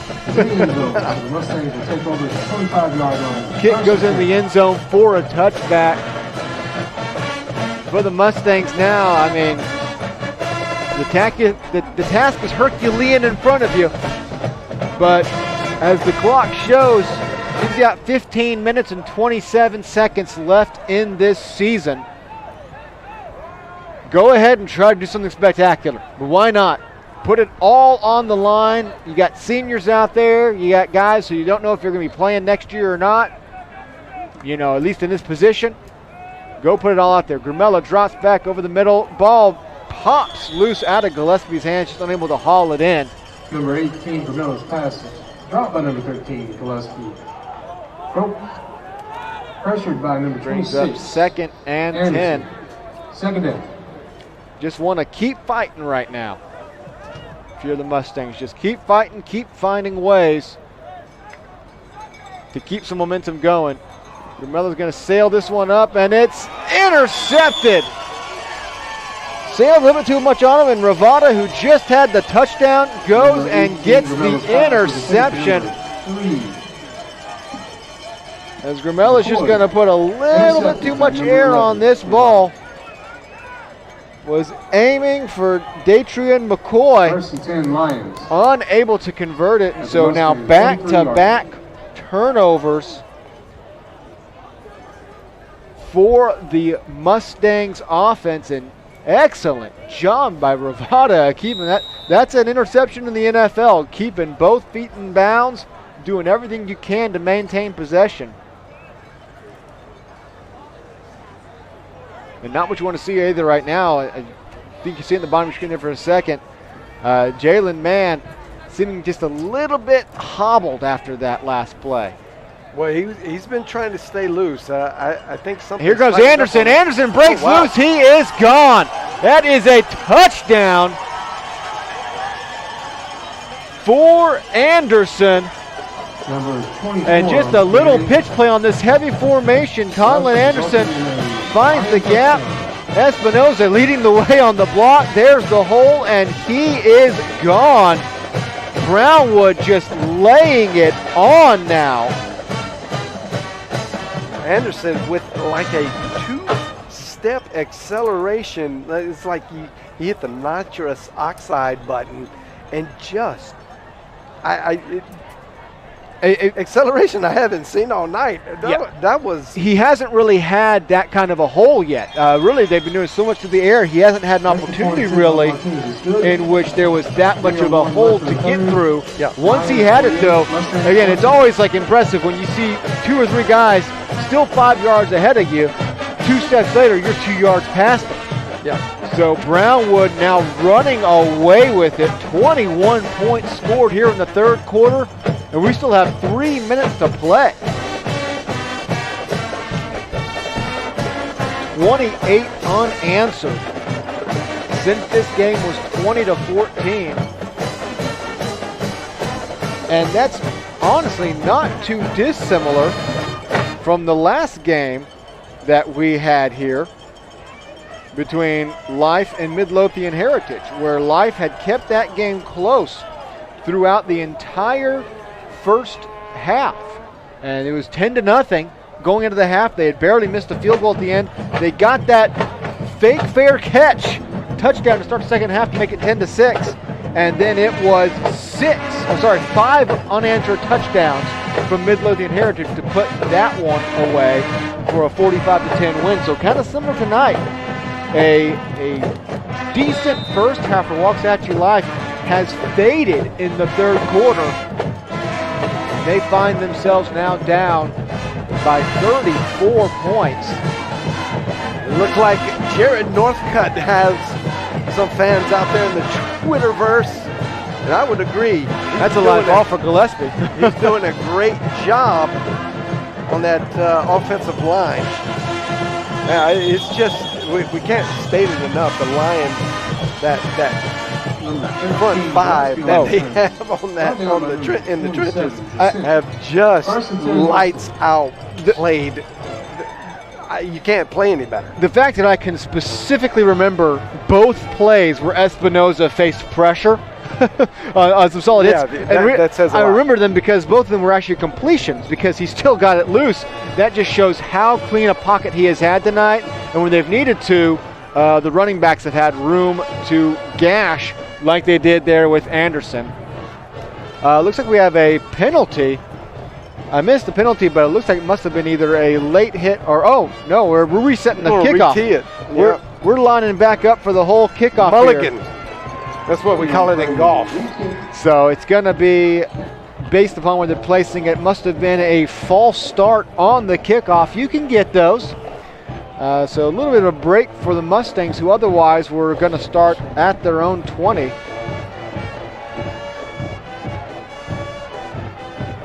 I don't know. I feel bad for the kicker. And I think that's Espinoza. We'll watch the replay here.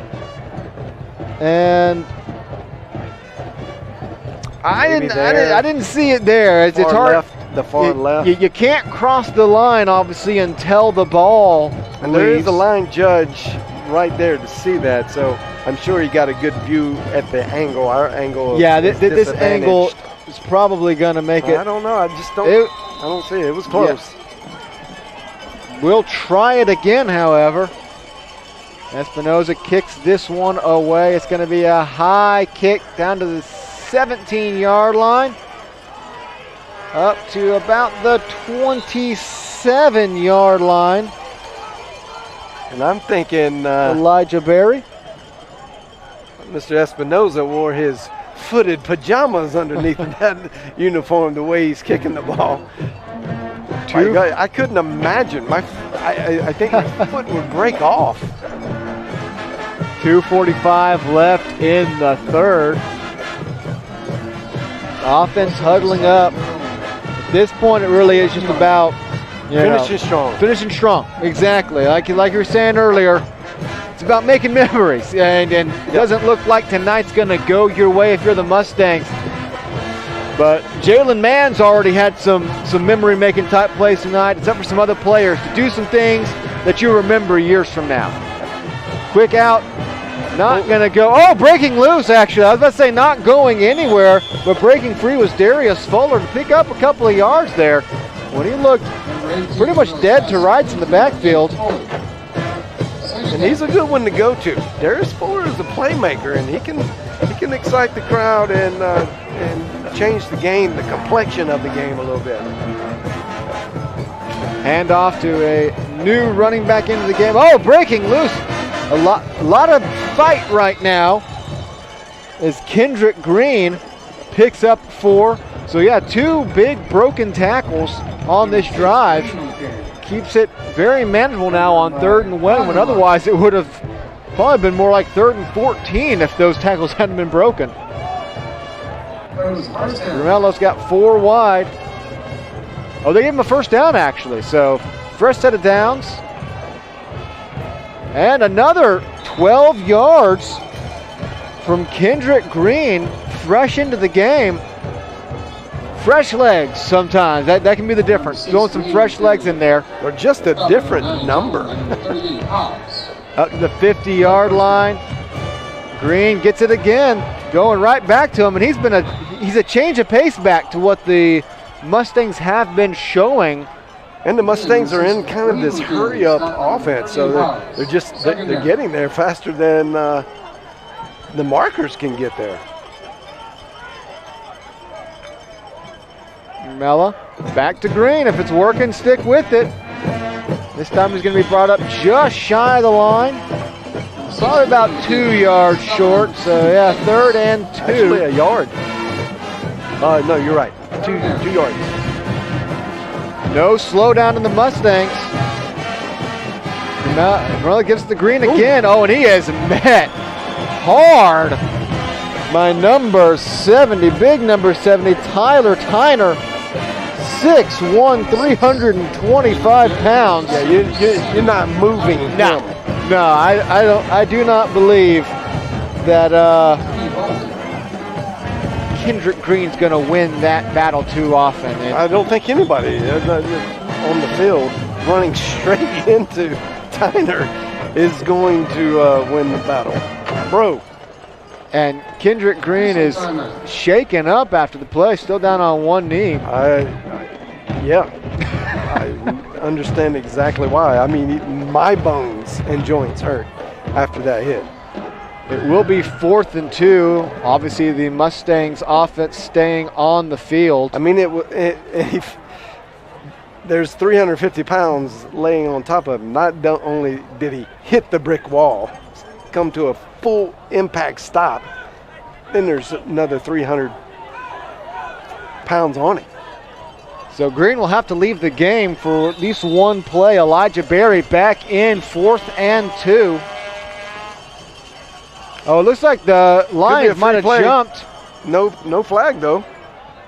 Incomplete pass, and for the second time tonight, the Mustangs are looking around for the flag on what they thought was a free play, and they're not going to get it. Yeah, even the Lions front line stopped. Yeah, so it's the second time that's a neutral zone infraction. It really just is. Second time tonight that exact circumstances played out, where the Lions jumped off sides. The Mustangs, assuming they had a free play, threw it down the field, and neither time have they got it. And so that will go down as a turnover on downs, giving the ball back to the Lions with just under 20 seconds remaining in the third quarter. Back to that Heavy setup, 3 backs in the backfield. And a timeout called by the Mustangs. Interesting. Mustangs timeout. Timeout. I got a question for you. What would you say in a percentage the sales of hot chocolate are up tonight? I'm going to say, well, from week 1, 100%. Or infinite percent. Yeah, right. Back when it was 95 degrees. I would say that everyone here has one because I want one because people keep on walking by with one. I'm seeing most people two-fisted with hot chocolates, man. Oh, boy. That is when you have the meeting halfway through. I think it's the basketball team doing the fundraising tonight. There you go. All right, what are we doing tonight? It's like hot chocolate. Yeah. Hot chocolate. I think I'd just take a cup of hot water right now, honestly. That wouldn't be bad. Back onto the field, 1st and 10, ball at the 42-yard line. Shifting up front, Espinoza under center. Pitches it out, and a flag. Flag on play. False start. I can't imagine that the Mustangs have joined this third quarter, but both teams are really fighting to keep this third quarter going right now. I know it. Timeouts, injuries, false starts. I'd like to go back to that set and see. It's the second time they whistled. We don't see the backfield there, but is that a new spin on the wishbone? It's the second time they've been whistled for a false start in the formation. Now they'll go back to the huddle.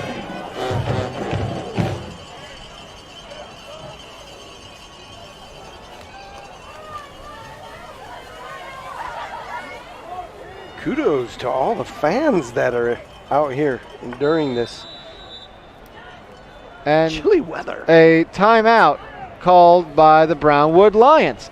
I was kidding about the third quarter thing, but my goodness, nobody wants this third quarter to end. We have now had three timeouts. We have now had a timeout, a false start, and a timeout without burning a single second off the clock. Without an operational play. Is there something significant about the number 15? That moon is bright.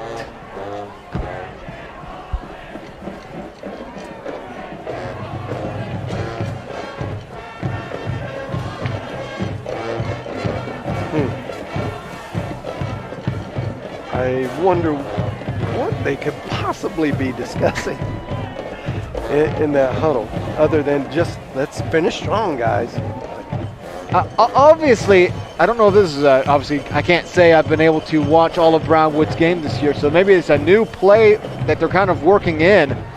You've had some problems with it before, obviously with the false start, but you also have a touchdown off of it. So maybe coach is just trying to walk them through that play. All right, guys, I believe in you. I believe we can get this play off and end this quarter. Nobody jump. Okay. Calm. I see it. Everybody. We good? Okay, no flags. Okay. Guys, all right. I think we did it, guys.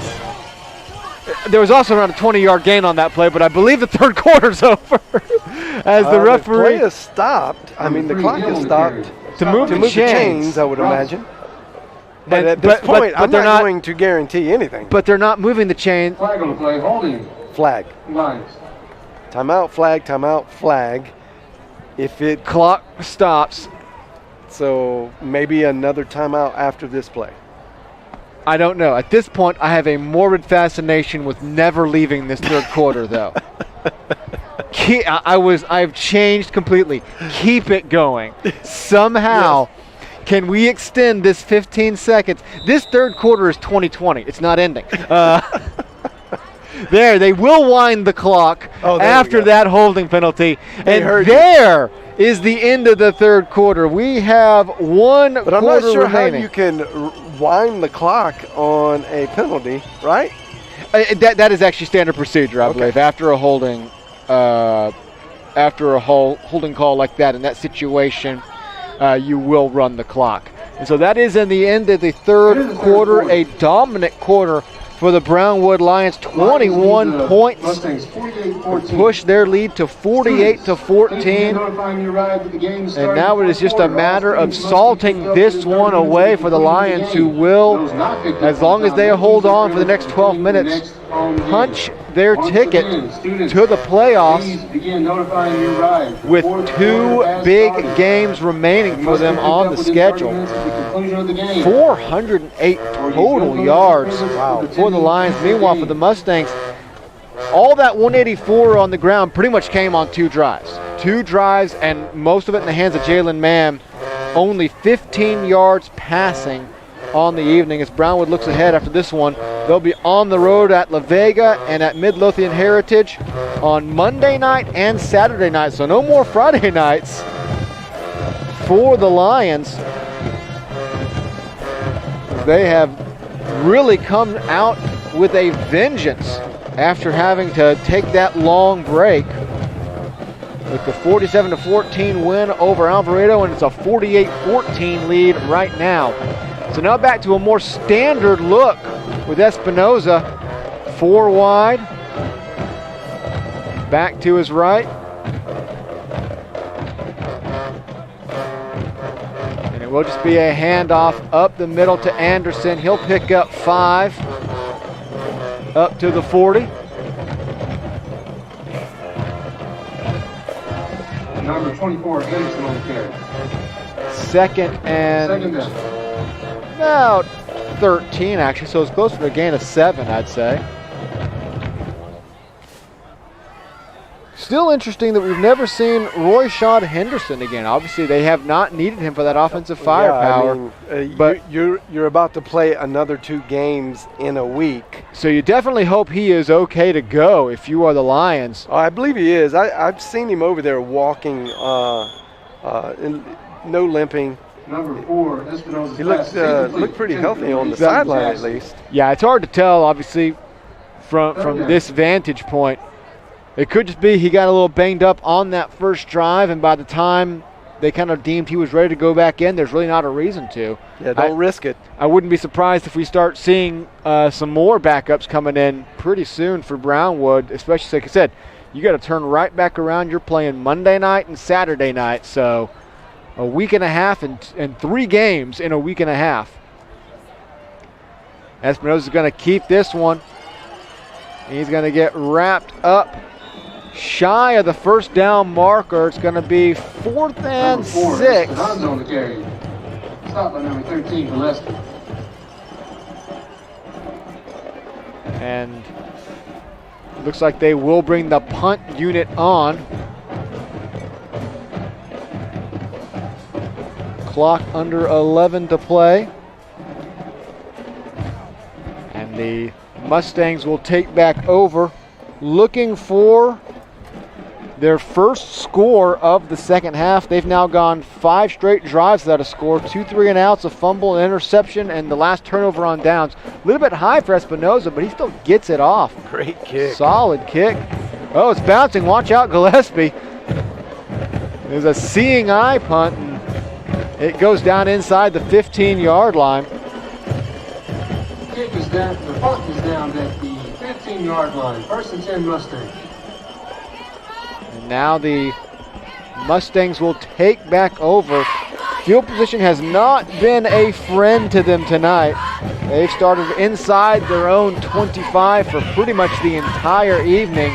Meanwhile, Brownwood has had the advantage of winning that field position battle and taking over to usually get their own 40. Rumella back in. 4 wide. Still no Jalen Mann. He's still over by the training table. Be surprised if you see him again tonight. Handoff up the middle to number 34. And folks, we're tight here tonight. I'm not going to lie to you. There's no 34 in my roster. So that we have reached that point in the game. Yeah, there's literally no 34. There's literally no 34. So I would take a wild guess, He would go in between Roy Montgomery and Josh Hart. 34 on the carry. Third down. And judging by the PA announcer, who also just said number 34 on the carry with no name, Yeah. I think we're all guessing at this point. 2 solid runs, though, brings up a third yeah, and let 3. me tell you something. It's a The change. jersey with no name. That's a heavy package. It's a. He's going to take the ball again. He's going to fight his way forward for the first down up to the 30-yard line. They may want to reconsider putting him in the fourth quarter. First down, Mustangs. 34 points back. 34 on the carry. Up to the 30-yard Well, they're line. 34 down. Give it to number 34. Let's see if something can happen on this waxing moon night.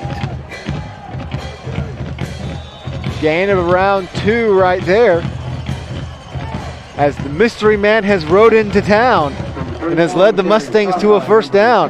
Who is that masked man wearing number 34? That is the mystery that we will solve at some point. 2nd and 7. Grimella back to pass. Goes over to Gillespie. Breaks a shoestring tackle. Fights his way up just shy of the first down. Nice move by Gillespie to keep this drive moving. It will be 3rd and 1 at the 39-yard line. And I think everybody in the building or in the stadium knows where this one's going. We just don't know who he is. Yep. It's going right in the gut of 34, right up the 2 hole there. He's going to go There he outside. goes. He's got some nice shift to him. Getting up to the 45-yard line. Little bit of pep in that step. First down. I just wish I knew his name. I would love to call it. 46-yard line.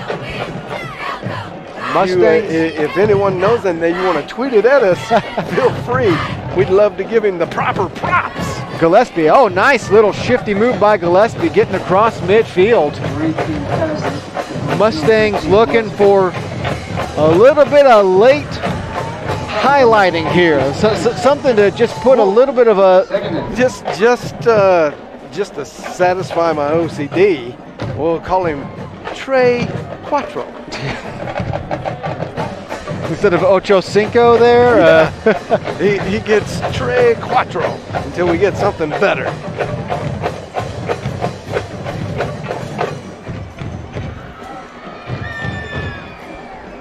Clock ticking towards 6.5 remaining in the ball game.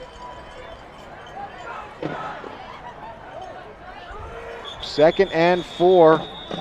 And the Mustangs are going to use a timeout. It just seemed like there wasn't a lot of communication or too much communication. Sometimes it's the same thing. Lack or over communication can be the same thing in football. Well, I could see Coach Stanley trying to get the positioning of the play right. It looked like they didn't know where to be in the backfield. Am I on the left side? Am I on the right side? So I'm going to readjust. And there we go. A hero has swung through, and hot chocolate has been delivered. Coach Welch has come through for your play-by-play and color announcers tonight. You see it here. Thank you to Coach Welch. I'll remember you forever. That is a white styrofoam cup of goodness. You're going to get a live hot chocolate review here, folks. I don't know if one of the cameras can actually, after the play, or see, I'll save a little bit so you can see. Oh yeah, that's hitting the spot right Wow. there. Grimella drops back to pass. He's going deep. He's got a man. What a catch! And there's Fuller. Darius Fuller. He's had some huge plays this season for the Mustangs. And he pulls down another one right there down to the 25-yard line. Mustangs looking for a late touchdown here. Hand off to 34. Oh, my. Going over the top for a gain of 2. Stop by number 23, Bolton. Second down. Just 6 left to play now. Grumella checking his receivers. 4 wide. Quick hitter out to Fuller. He's going to fight through a tackle, but there's too many left. Got past the first guy, but then there was 4 waiting for him, bringing up 3rd and 9. To number 8, Fuller. Stop at number 5, Director. Fuller's still down. We've seen a lot of these. Again, we talk about talked about it in pregame, the gauntlet that high school football in Texas is. Your first practice, you show up to campus at like 5:45 in the morning, and it's already 94 degrees. Oh, yeah. Kickoff, it's 7:30, late August, early September, and it's 104. Then the last game of the year, it's 40 degrees, it's 35 degrees, and every hit just hurts so much more when it's this cold. And if you make it into November, December, then you're playing playoff games, it's sleet. There's a reason that Texas high school football stands above everywhere else. And I think part of it is, if you make it through a season, you have faced everything. This state throws everything at you between August and October, much more than other states where, August it's 80 and October it's 60. No, it is the full brutal gauntlet to get through it.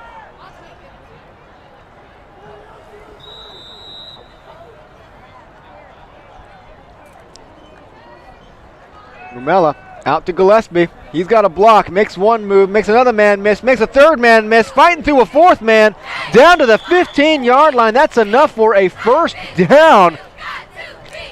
Gillespie pulling off some nice moves here late in this game. Look at this, very shifty. The lateral movement, though, and the 360. And then running the rest of the way with Dryden Anderson hanging on to his back to the 15-yard line. Grumella, over his head. Grumella's just going to have to fall on this one and save it. Second down. Smart move by Grumella. Your first instinct is try to scoop it and make something happen, but it's 4 down territory, so just fall on this. Live to fight another down.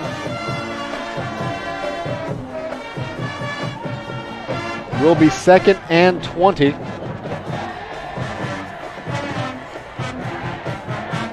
Four wide, 34 in the backfield.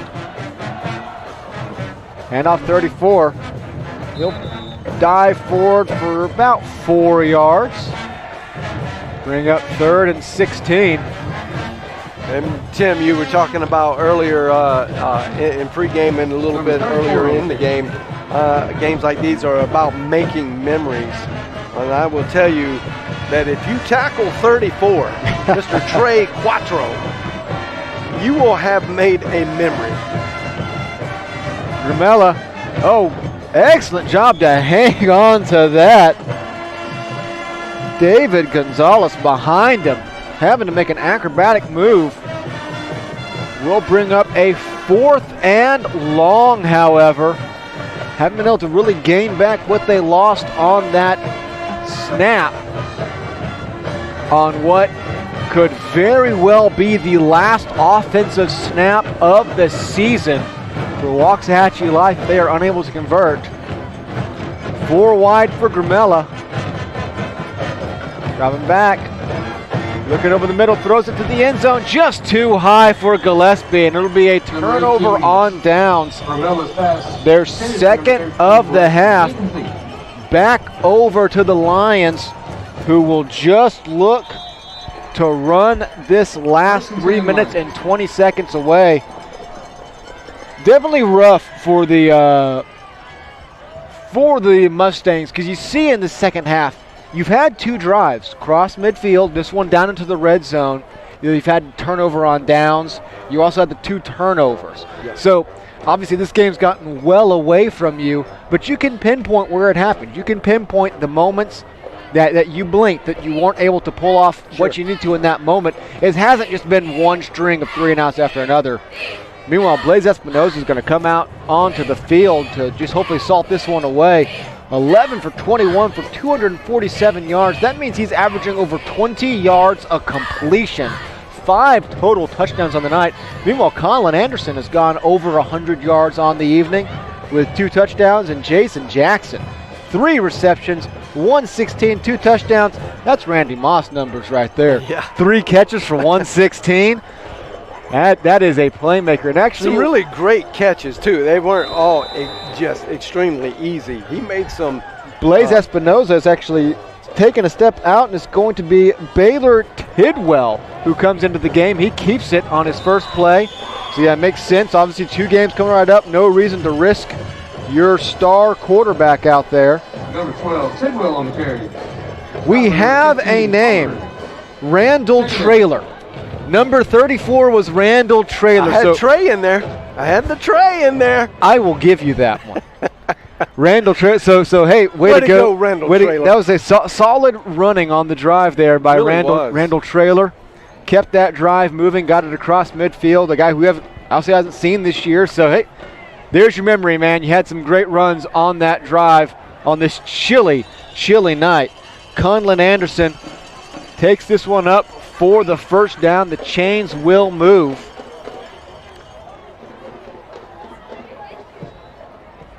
And Randall Traylor spends a lot of his time on the defensive side of the ball as a down lineman. He's usually on our roster. He's 32, so maybe we should have guessed. We should have just subtracted 2. So yeah, he is on the roster, just different jersey number. Right up the gut goes Baylor Tidwell. All on the ground, clock just moving now. Tidwell on carry. Stop by number 23. As the season will soon come to an end for Waxahachie Life. Season with a lot of highlights. They got some nice wins in there. Yeah. And then a bunch of great individual efforts. You really you see, it's been a season. To go along with the 2020 theme. It's just odd. You've had your third quarterback in there. Yeah, you got QB3 in there. You most of the season you had Jalen Mann out. Right, and you see, I mean, to call him a difference maker is almost just it's to under exaggerate. Right. You will see Jalen Mann in a college uniform somewhere making Absolutely. plays next year. We have not seen the last of a lot of these players. So he definitely has a bright future, as you saw tonight. I mean, he single-handedly made this a game in the first half. So yeah, it's been a lot of setbacks this year. The Mustangs just kept moving though through it all. Again, quarterback injuries to your star receivers. It's been a lot of fun moments, and thank you to Waxahachie Life for having the Champion Sports Network out here on this odd year where we could broadcast all the games. I kind of hope that rule changes. I understand why the UIL does it. I understand the overall tradition, but if attendance is your 2020. If your attendance is your question, though, I think you've proven all year. There have been games streamed all across the state all year long, and the fans still show up. Yes. And for those who can't make it, those who live too far away, it's an amazing avenue to connect with their old school, or just connect with the greatest sport in the world, Texas high school football. Agreed. So less than 30 seconds now to play. One more play for the Lions, who as of this moment are in fact your final playoff team in, and they still have 2 big challenges ahead to define what their season is. So congratulations to the Brownwood Lions on this big win here tonight. 2 in a row and a playoff berth. They are not done yet for this season. And for the Waxahachie Life Mustangs, a lot of young players still, a lot to look forward to in 2021. And again, some players on that sideline who are gonna move on to bigger things. Oh yeah, we're gonna absolutely. Friday nights or Wednesday nights, and in this weird situation, We're just going to move to a Saturday. Yeah, it'll be Saturday afternoons and Saturday evenings for a lot of these guys. So that will put a button on this one. The Brownwood Lions win 48-14 over the Waxahachie Life Mustangs here at Waxahachie Life in Waxahachie, Texas. Thank you all for joining us from wherever you were. Be sure and tune in as our sister network, the SAGU Sports Network, launches its football coverage, the one and only game this Saturday. So check out the SAGU Sports Network. Arizona Christian University comes into town. Hauling across the state to play a big one there. Obviously, player of the game, Blaze Espinoza, 4 touchdowns, 5 total. So great night from Espinoza. They'll move on to the next. And for us, we will be moving on from here. Thank you all for watching. Hopefully we see you next year. Like you said, who knows what changes, but thank you so much for tuning in this strangest of years for some Texas high school football. We've had a blast bringing it to you here. Thank you to the full broadcast crew, James, Lex, the camera operators who are shivering and shaking their hands as we speak, pulling off an amazing broadcast, what I truly believe to be the best broadcast of high school football in the state of Texas. No doubt. So for my broadcast partner, John Cookman, as well as Adam Ferguson, who could not be here tonight, I'm Tim Roberts saying thank you for joining us for 2020. We'll see you next time.